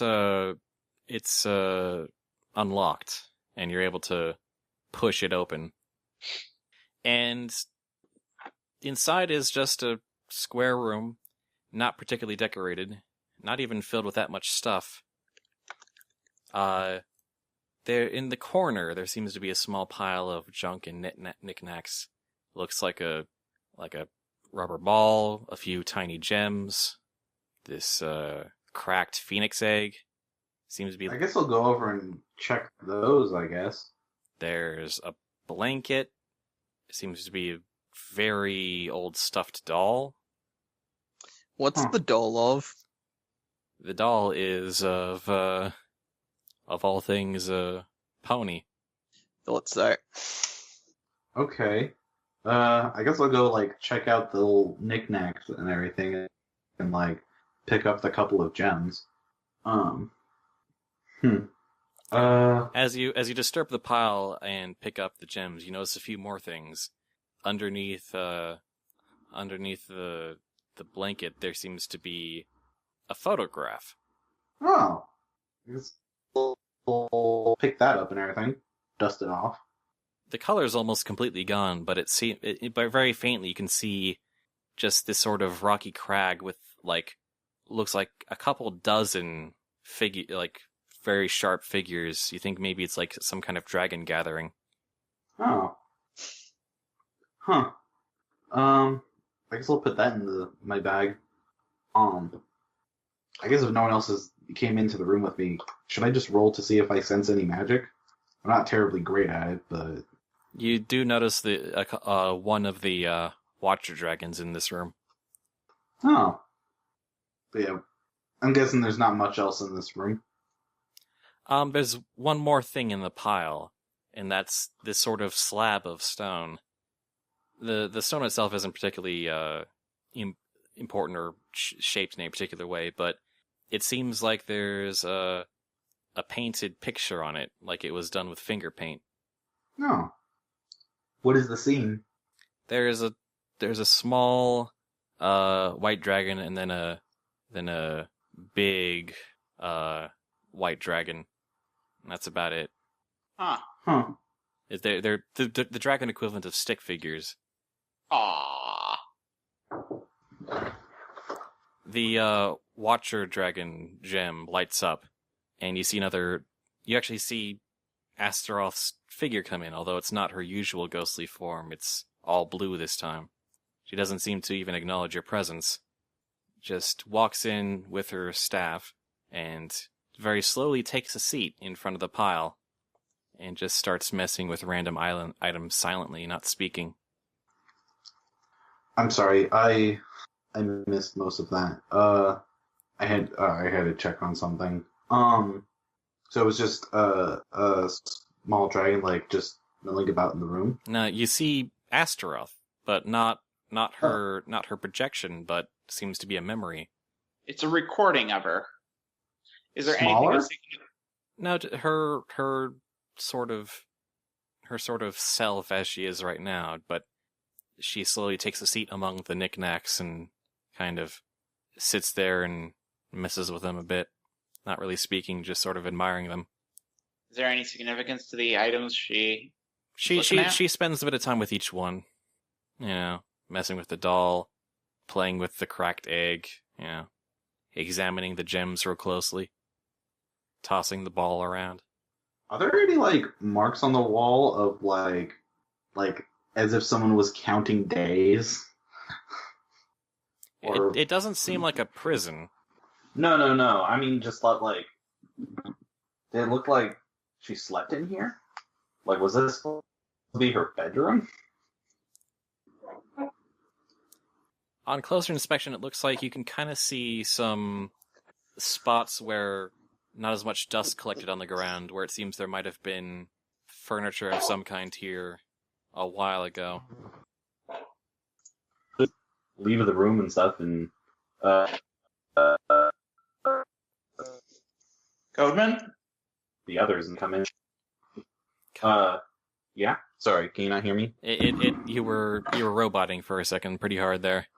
Oh, I'm sorry. Yeah, I'll go out of the room and stuff, and so I found a few things. You might want to take a look, and I'll pass around the just stone tablet and with the drawings and the picture. And I guess I'll hand the gems to Aurelia. Huh. These aren't even that valuable. Did you carry the doll out of the room too? Oh yeah, that too. Huh. These seem like this seems like a baby dragon sword. I think that was Astaroth's bedroom or nursery, if you can even call it that. There isn't much in there. I guess should we just leave it here and stuff, or I'm surprised Astaroth. Good idea. Is everyone awake right now? I know. I'm just not really sure what to contribute to this pod. So I'm just being quiet. Tibbs was joking about the whole stealing shit thing. He was just trying to, press on nerves. But I honestly, I got very little to contribute right now. I'm having trouble concentrating, honestly. Okay, so the unicorn figure. Because out of character, I know who it is, but in character, having read the books in Blue Moon's tent about the ministries, would I recognize them? Did I say? Are you talking about the doll? Yeah. I didn't say the doll was unicorn. You said it was a pony. Or even what color? Or even not even color. You said it was a pony, and therefore Cuteless decided the only kind of pony that mattered was unicorn. Why would anyone make a doll of anything my own else? Sort of hypothesis about exactly whose room this was. I was thinking the same thing up until the Astaroth image came in. I'm not sure why that would change it. Nothing would stop them from having known each other. But anyway, would I recognize the pony? Is the question. You think it might be a very, very crudely made sort of Ministry of Image mirror? Hold it. I wonder why blah. Give me a second. Words are hard. Wonder why Astaroth has a doll of one of the ministry mirrors. I don't know. I mean, wasn't a ton of stuff and everything made back then? Just promoting, the ministries and everything anyway? The Ministry of Image was very proper. That looks slightly too crude to be one of their works. Ministry of Image was also sort of behind the scenes. It wasn't really a promote the head sort of thing. Not that everyone didn't know, but that's topic for another day. Should we press on? Sure. I think we should stay here if this is her, private chambers. Sure. Did Astaroth have a baby? She might have. Because it looks like, a little hoard for a little dragon. Well, I'm wondering stuff it was either when Astaroth was really young, or I mean, I guess it's possible. If she did have a baby, what happened to it?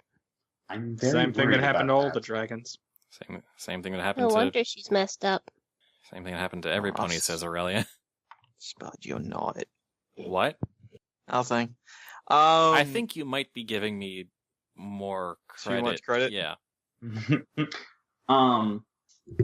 Anyway, I guess Firelight will just take all the stuff back, including the gems, and he'll just go and put them back, neatly where in the room. You you get the sense that that's appreciated. And, yeah. Alright, we can go through the big door and stuff now. First, Tempered Steel is going to do one of the dances in the map room. Well, he's doing that. What's through the door? We'll refrain from doing it in the little side room, though. Well, thank you for your decency. All right, the doors to the right, big doors, slide open, and what you see is a little hard to describe. There's about a couple feet radius or so into the room that is regular floor, and then everything from there stretching across about 60 feet to the other side. The floor and ceiling look like they're made of clear glass. Except they can't be, because otherwise you'd be looking at more solid rock, or lower parts of this place. But down below glows sort of red, and above looks sort of, kind of like the gray sky.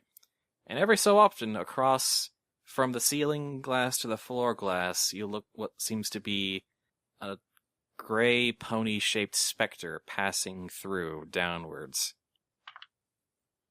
Tibbs will look at Zenkarn and go, Soul Conduit? Soul Conduit. What? Now, Tibbs is going to rub a temple and go, simply put, we're standing over the ritual site. Up, pony souls come down. Oh. Well, I guess one of the pathways for it. Or maybe this is just where the funnel leads. Who knows? I guess I'll... Possible to touch the thing that looks like glass? It is. It's just the floor in front of you. Is it possible to walk on the floor? Do you want to... No, the floor is lava. Do you touch it? Yes.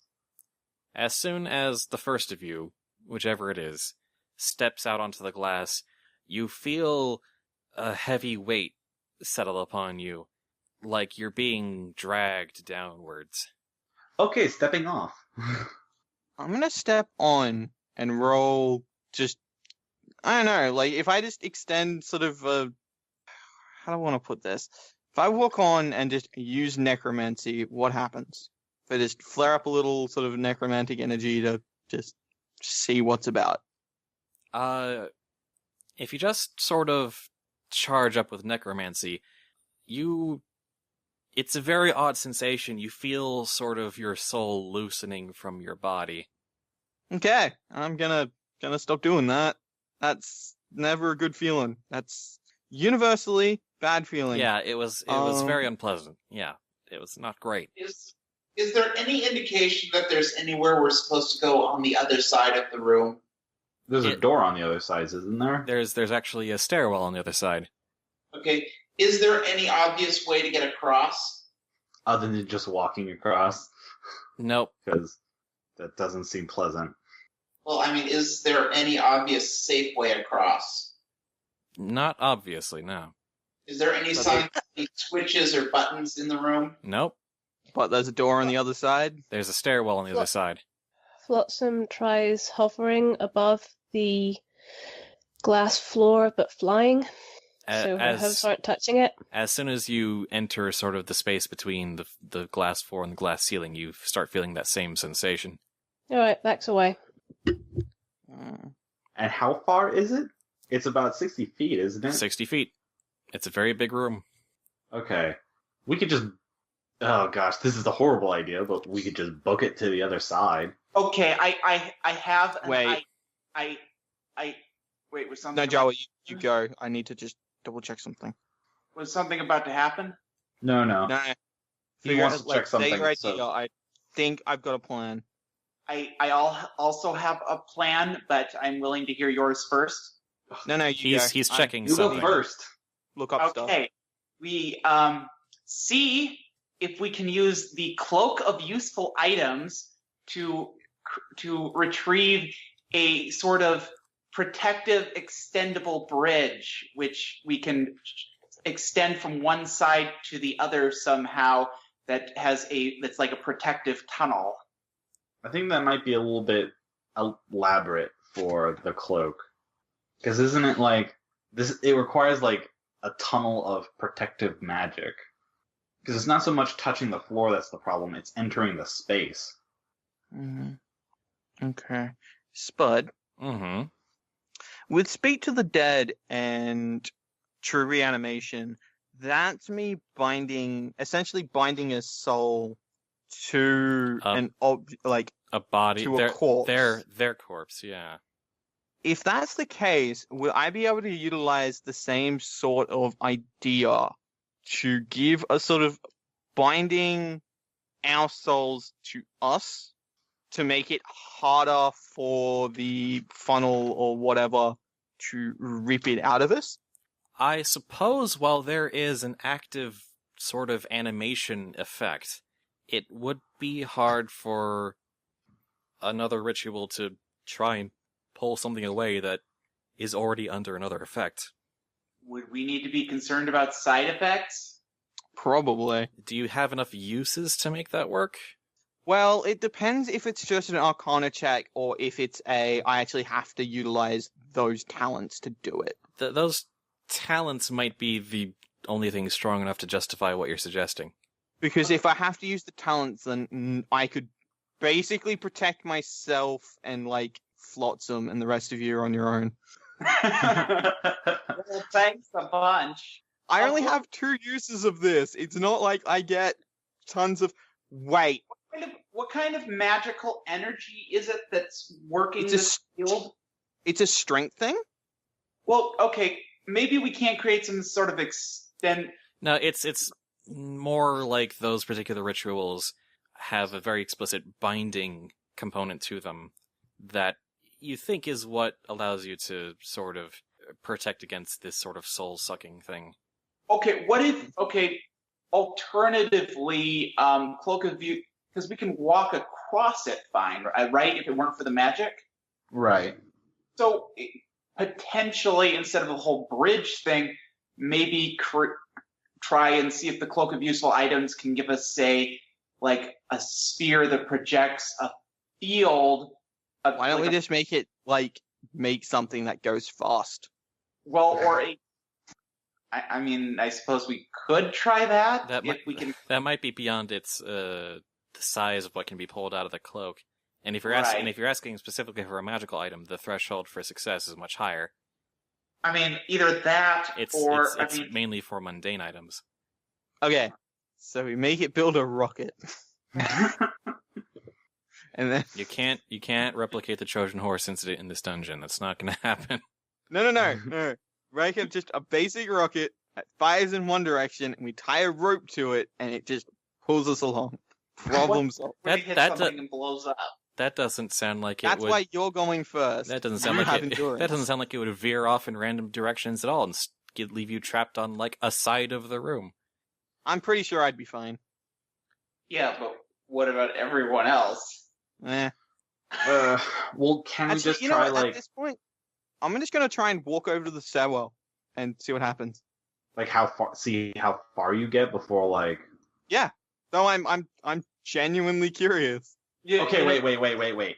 Before you do that, I'm going to tie a rope to him, and that way if he collapses halfway through, we're dragging him back. Okay, quick question. Has anyone tried checking for magic to see if there are any weaknesses in the field? This is a humongous fucking, necromantic ritual funnel. This is pretty clearly part of... Are there any hidden passageways that you can walk through it where it's not affecting? That's the thing. For anyone else who'd have to walk through this, which I'm assuming would just be dragons, I doubt it's built to affect them. Oh, yeah. Aurelia walks through and walks onto the glass, and she's like, oh, yeah, this is fine. Yeah, because it's basically built for everybody else. So, unless we can, trick the system into believing that we're dragons, we're kind of fucked. Well, you're already kind of under the effects of the gunsmith curse, so technically. Well, but I mean, Okay, is there any sign of any buttons or switches on the other side of the room? No. Okay. Well, what if we just do that and stuff? We either trick this little small area into thinking that we're dragons, or just temporarily disabling it just long enough for us to run across. Honestly, I'm still curious about what happens if I just walk across the room. Which I will let you do if you just let me tie a rope to you first. Oh, yeah, no. You feel free to tie a rope to me. Okay. But yeah, I'm just gonna walk across the room. Okay, with a rope tied to We'll you, also be grabbing onto the rope so he can help pull it should that become necessary. you start to march across the glass, and you still feel that very sickly sensation again, and your vision starts to grow dark around the edges, and you start kind of forgetting things about yourself, losing sort of willpower. And Can I roll anything to counteract these effects? it's less about what you roll and more about what you do, what you're thinking right now. I'm thinking that if it's feeding off necromantic energy, if I can produce necromantic energy that's more than like my soul energy, it should feed off that first, giving me a little bit of extra time. And or just roll endurance and hope to shit. The thing about if you tried summoning necromantic energy, it just seems to make the process, like just having that necromantic energy charging channeling in your body seems to make the process go a bit faster. Like it's sort of greasing it up. Endurance then? You can try rolling endurance. Just try and keep the focus of one hoof in front of the other until the stairwell, and then you can collapse and die as much as you want. Just get to the stairwell first. Because my endurance is amazing. Nothing can possibly go wrong. Like the nat 1 I just rolled. Hey, Joe, wanna like help out, please? I'm tempted to say no. No! I mean, you can. I'm not really fussed if you do. I'm kind of curious, but... I don't think he's gonna die, so maybe don't waste it when we have a boss fight potentially coming up. Yeah, but he can't use them in combat, so... But there may be things pre-combat that he can use them for. Thanks, Din. Jeez. I thought I had one friend here. You do, it's just not me. Oh. Whoa. I kid. Can I hear how badly it hurts him before making up my mind? You see him like stumble, legs shaking, and then just about collapse. Remember, I'm currently ripping my soul out of my body, so collapsing may be a bad thing. Just fair warning. Let's just unless Bud's allowing me to re-roll after this character dies, in which case I have some great ideas. Okay, we're dragging back. Steel and Firelight pull him back. Did I mention that this campaign has permadeath? No. No? What? Oh god, my character has a death wish. What? What am I doing with my life? Okay, so we're immediately dragging Zenkarn back. Wait, and hang on, isn't Aurelia in the room at this point as well? Aurelia was just kind of walking tentatively beside you and can help sort of drag you back as quickly as possible. Like, wait, how far across the room did I get? 20 feet? Less than halfway? A third of the way. Ah, lame. Alright, I guess to get pulled back then. I'm conscious and dead. Can Flotsam try? As there's a bit of an echo there. Oh, right, sorry, I'll turn the volume down. Alright. As Zenkarn is dragged back onto the not glass floor, the stone floor, and is given time to recover, there's one Watcher Dragon sort of right next to the door that lights up. And you see the sort of 4 stallions again. One of them looks to the Grey Stallion and says, "Well, you're more or less the expert. What's your take on it?" And the Grey Stallion kind of hums and says, "Well, best I can say is just, as you walk across this thing, just try to hold on to who you are. Just think real hard about, like, it's mostly, it's tapping at you, so you just gotta, I mean, how the soul moves is all, desire and willpower anyway, so if you just, I don't know, just," and then the tan unicorn says, "Really, just, believe with the power of our hearts and we can cross this dangerous soul-sucking field."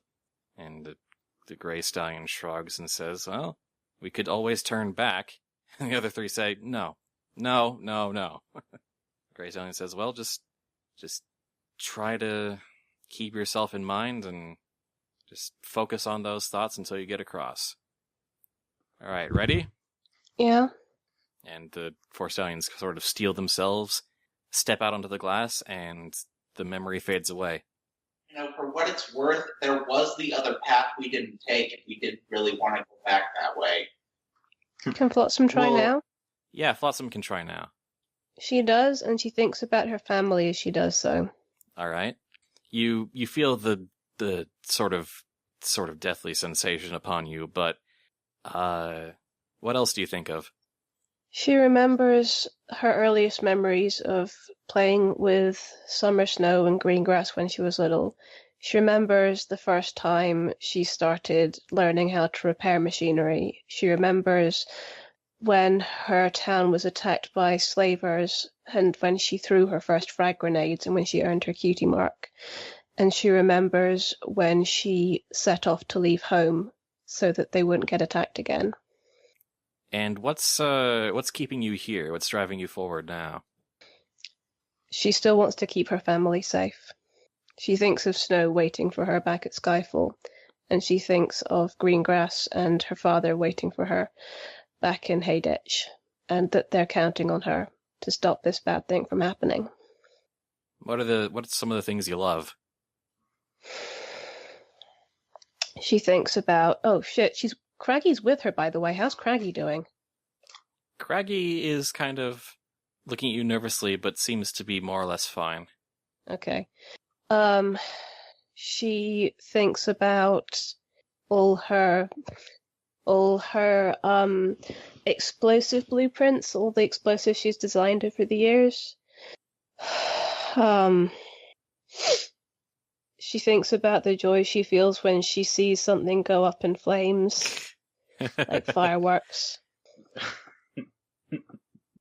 Need more?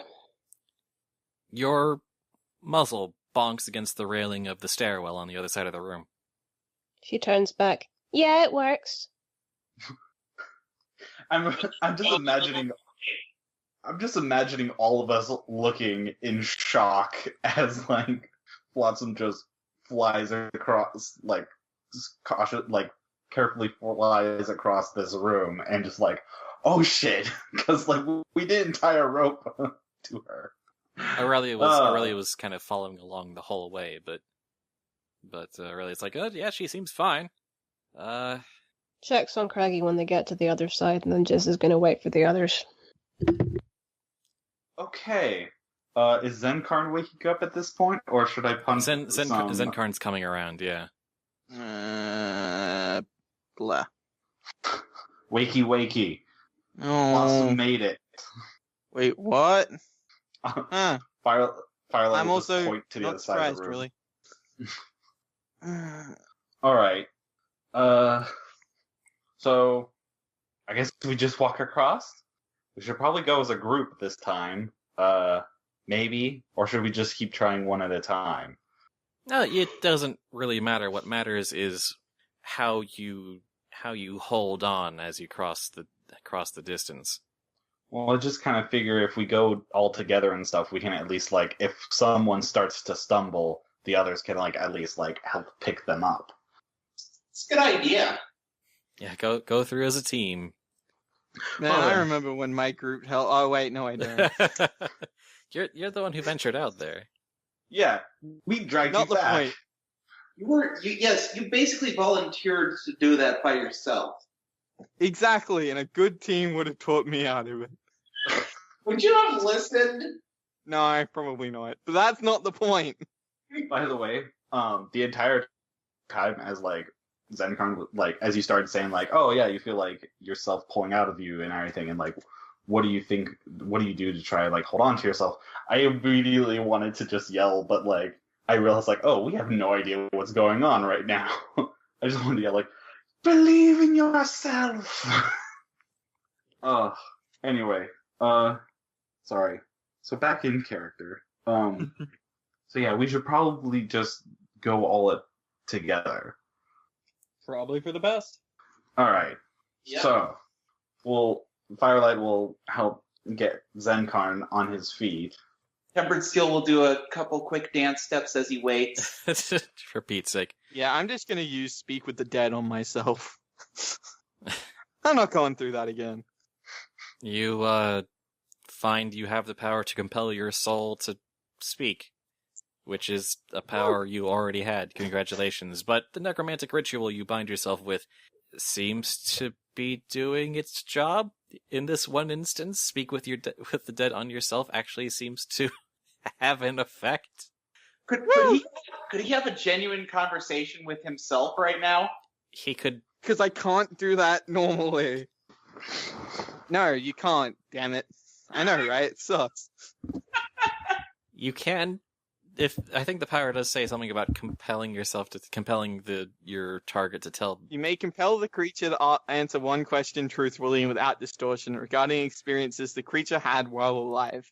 You can compel yourself to ask one question you must answer truthfully. Congratulations, I'm not going to do that. Sorry. If only we could ask him. And anyone else asking him wouldn't be effective, sorry. As cool as that would be. Zenkar, ask yourself a question. Do I want to ask myself a question? No. Done. Yay. And even if it was, yes, well, that's too late now. All right. Can I make a sandwich so large even I couldn't eat it? Wow. Just go with the robot paradox. Well, considering that he's not God, the answer would easily be yes. He's got enough of a god complex, I imagine. You can't prove I'm not God. Okay. We're gonna walk across now, Okay, guys. side by side, as a team. Well, Temper still will walk just a little bit behind them because assuming you've got he doesn't... you've got your own problems to worry about. You're not really going to have time to act as the safeguard of the group. Fair point. I'm also, like, looking at Tibbs and stuff like, I'm watching you. What? What could I possibly do? No, actually... Welcome to Death Watch 2016. Firelight will tie a attempt... to tie a rope around Tibbs. I don't care. Like, I'm tying a rope around Tibbs. Why don't they all just tie a rope to each other? I don't need your crappy rope. I've already tied myself down. Because if we do that and stuff, then it might be a little bit more wonky. Well, yeah, if you do tie each other together, you will have to go as slow as the slowest one among you. Yeah. At least this way and Tempered stuff. Steel could probably drag us all. Well, I mean, you're spending a lot of time, managing this, and Master Weaver is actually probably nodding off, so I want to make sure we get his part before he disappears off the face of the earth. Sorry, what? Glass chamber something. Okay, we all walk across the room. Do we make it? What's alright. Okay, to catch you up, Weaver. You're currently in basically a conduit for the massive soul ritual. As you try to cross it, it tries to suck away your soul, and the way to get across it seems to be that as you walk across it, you focus on basically maintaining yourself and your soul within your body by thinking of, the stuff that makes you you, memories, things that drive you, things that you love, etc. Well, Javolt's doomed then. He's always had a bit of an identity problem, so... Well, and Dally seems to have a headache, so can we at least do this quickly? Oh wait, so Yeah. well, at least Dally's done her part, but so do you all agree to? I guess someone suggested tying each other with a rope so you can all kind of pull each other along if someone starts. Yeah, I'm just gonna walk across. I'm not. No ropes. Zenkarn, you feel a bit more secure, but you still feel the draining on you. Cool. All right. Do I get to make it across? You're very, very tired and exhausted by the time you reach across, but you do manage to make it. Woo! So that leaves Firelight, Tibbs, Javolt, and Steel. What the hell? Tibbs will go. All right. Just By yourself? Yeah. All right. What do you do to focus on to try and get yourself across? Tibbs is just going to manually recite all of the, he's going to manually recite all of the drugs that he has made and can make. Also, Firelight will walk across and stuff as well because he has a hold of the rope. So, but anyway, you can go ahead and go first.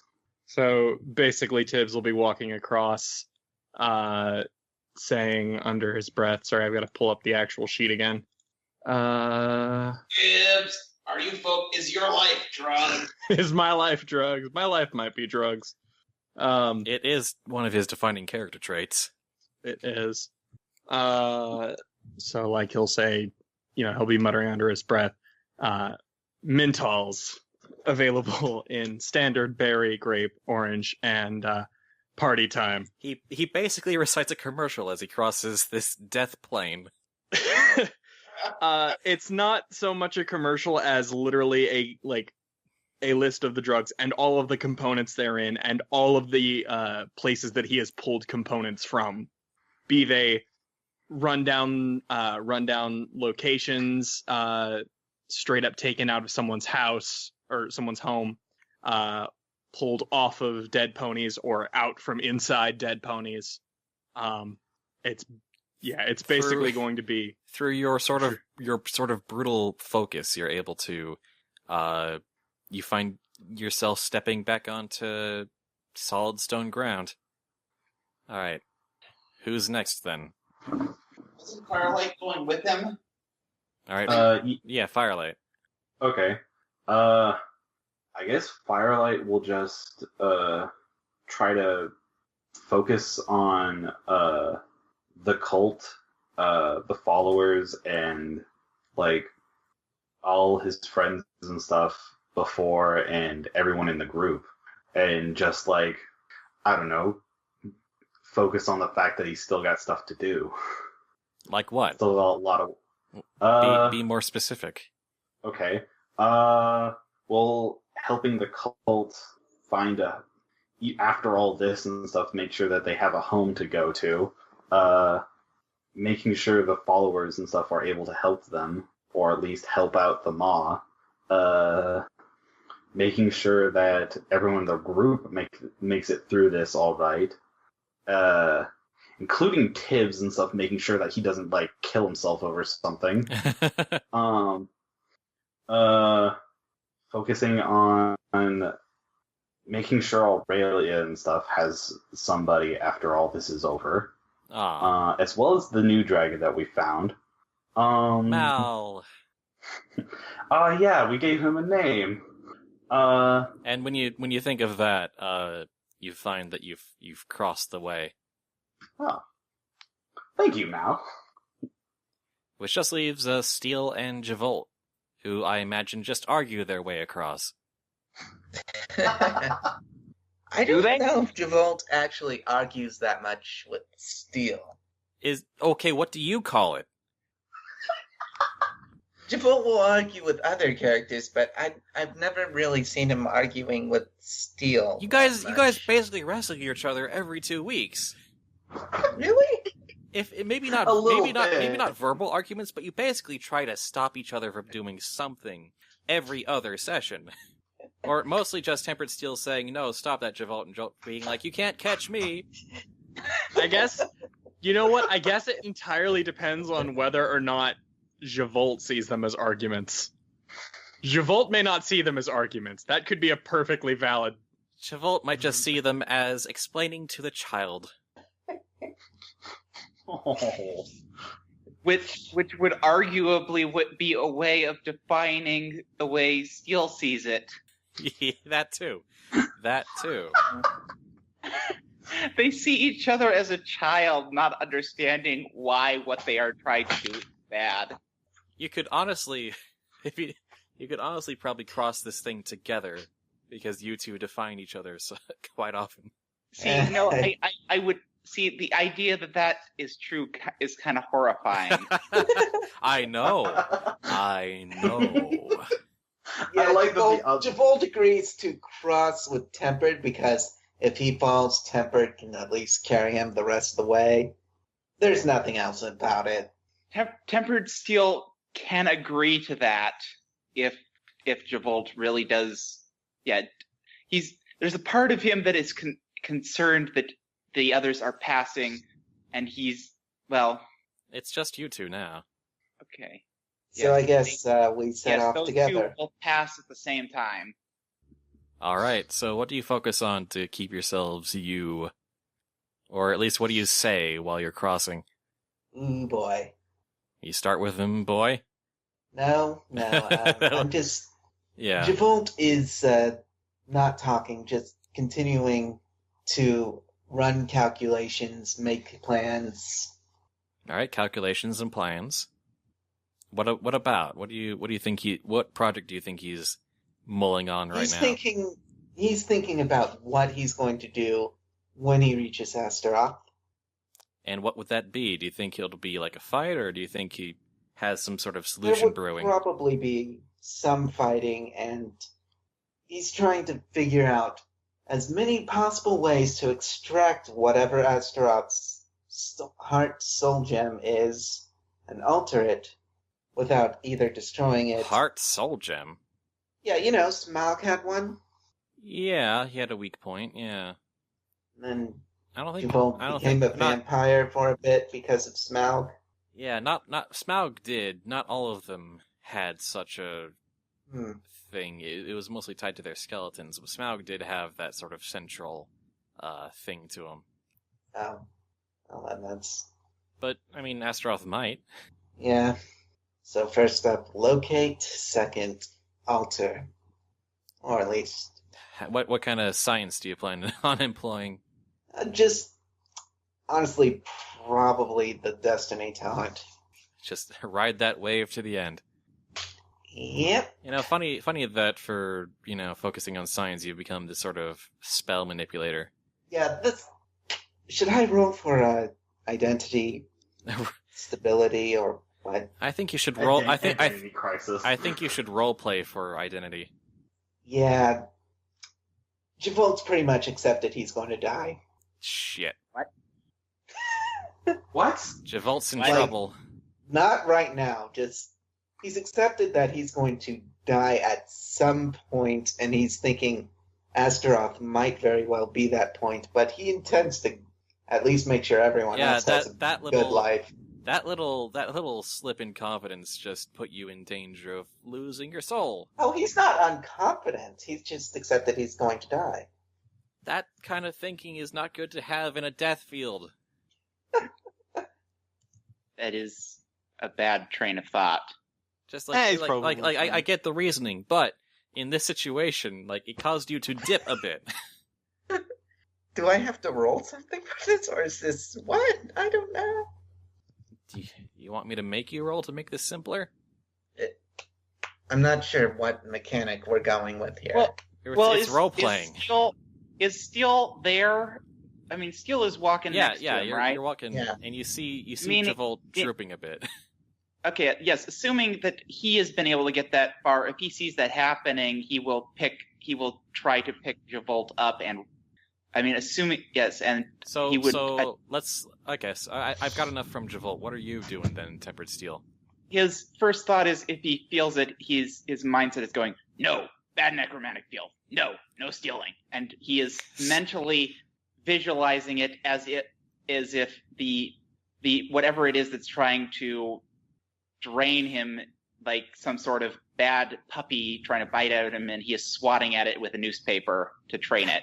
Bad Astaroth, no swiping. That's, I guess, stubborn enough. What else?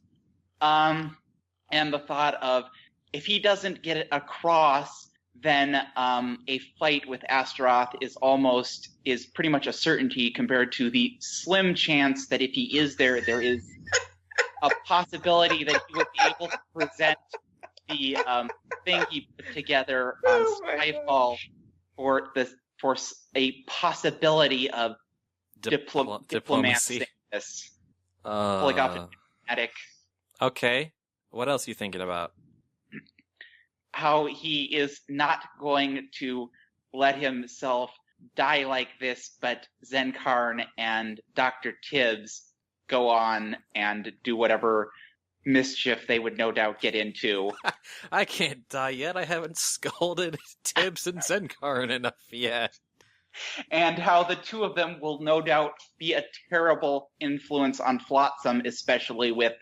Haven't I already been a terrible influence on Flotsam? I'm positive that ship's sailed a long time ago. Continuing to be a terrible influence, and Steel will not be there to help balance it out at all.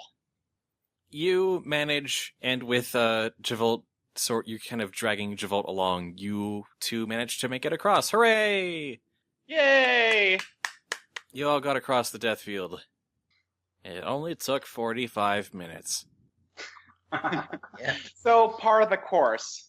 Perhaps. Alright. You take a moment to rest and gather your breath after that particular experience. And then, Does Javolt recover then, I presume? yeah, everyone recovers. Everyone... It lingers for a few minutes afterward, but shortly after you clear up. You know, feel like you're back at full strength. And I guess you climb the stairwell? I guess. Nothing left to do in this room. Yeah. Let's get this behind us as quick as possible. Alright, so you head on up. And the stairwell leads up into sort of a large, kind of rectangular, kind of very flat room.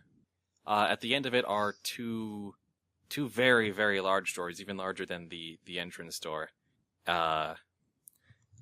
And sort of muralized on the two doors is, like along the seam, is this image of a white dragon sort of staring you down. It basically, all the signs scream, this is Astaroth's inner sanctum. This is the door to it. Well, shit. You're right. We should have gone right. Probably something else down there. You left. Left. You guys went right first. Oh. The way we didn't go. Sorry, my brain's not functioning. That's fine. 100% right. Other than It's okay. Are there any other passageways that... Nope. Not that you can see in this room. Not on this particular path. You notice that there is sort of hanging from the ceiling in the center on a spire seems to be this sort of clockwork-looking orb. And of course, there are a couple of the watching dragons parallel on either wall to your sides, and they light up, and you see the four stallions once again. And they're at the door, just sort of knocking on it, pushing up against it, and the tan unicorn steps back and goes, "Well, darn it, what the heck are we supposed to do? Tried magic, tried force. Just this thing's just keeping us out. And after going through all the trouble with that stupid soul room, whatever the crap that was," the green stallion says, "Hello? Is anyone there?" Huh. He turns around and suddenly his eyes go wide and he says, Whoa, do you see this?" And they all turn around and seem to be looking at you guys. And you notice that the orb above you in the room seems to have started ticking like a clock. Yay. That's always a good sign. Always. And suddenly the sort of blue memory ghosts stop looking blue and like a memory. A barrier. Time travel. A barrier appears over the stairwell behind you. And Javon just looks up and says, "Really, Astaroth? Did you bring them forward or send us back?" Above the door, the arch of the giant double doors, appears, that wasn't there before, draconic writing. What does it say? In two sections, above the left door it says, "Across time and space," and above the right door it says, "You will now duel." That has significant historical... Are you trying to create a paradox? Yeah, that's not going to happen. We can just work together to get through the door. I have a real quick question. Spud, can I roll, I guess it would be history in this case, to see if maybe Pestilence had ever said something about something like this to Tibbs? Sure. I'm super curious now. Oh god, what's my history? My history is a surprisingly high number. Yay! Destiny. Damn it. I can't see my roll. Do I remember this? Ooh, 15. You know, John, do you have Yeah. Yeah, but we might need them for something more important. Yeah. It's almost the end of the session anyway, so. Yeah, Actually, You'll be rolling new Destiny rolls next session anyway. That is true. Does anyone want to help him out there? You want a magic point? I can actually toss a magic point on it, and I don't really have anything on my sheet that requires a magic point. All right. Because I'm not going to make Astaroth non-hostile. I think we're already all pretty sure of that. Okay, if you throw the magic point on. Yeah, I'm going to throw the magic point on. You rack your brain and you vaguely recall, not when you first met him, but a few weeks into your time in the Pestilence gang, when you had just been established and you were getting noticed by the higher-ups, starting to earn Pestilence's respect. And you started just sort of chit-chatting, not really a special conversation, not even a significant one, just something he said offhand once. He said, "You know, when I first saw you, I had the greatest sense of déjà vu." On the one hand, awesome. On the other hand, not as helpful as I would have hoped. The tan unicorn gets a sick grin on his face and says, "Huh, if that's what it says, then I guess that's rather clear, isn't it?" And they all get into a fighting stance. Fuck yeah, combat. And that's our cliffhanger for tonight, guys. Okay. Our cliffhanger is fuck yeah combat. Okay. I can deal with that. Fair enough. Fair enough. Zenkarn always, yeah, punch dudes. I like combat. It's fun.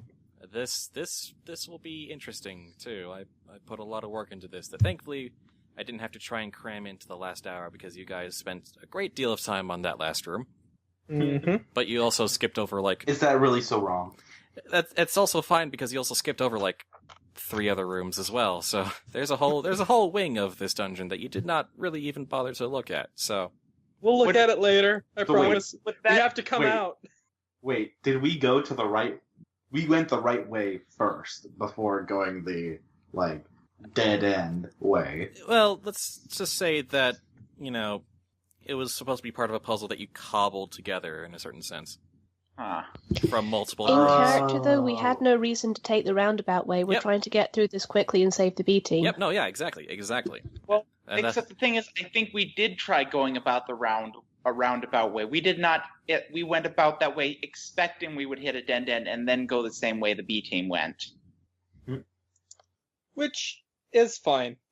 It's fine. Anyway, I'm gonna drop. Good night, everyone. All right. Night, darling. Night. Okay. Good night. Thanks for Okay, thanks for enduring my boring dungeon. We still have to do a sign out. So We have not done sign out. So let's do a sign out.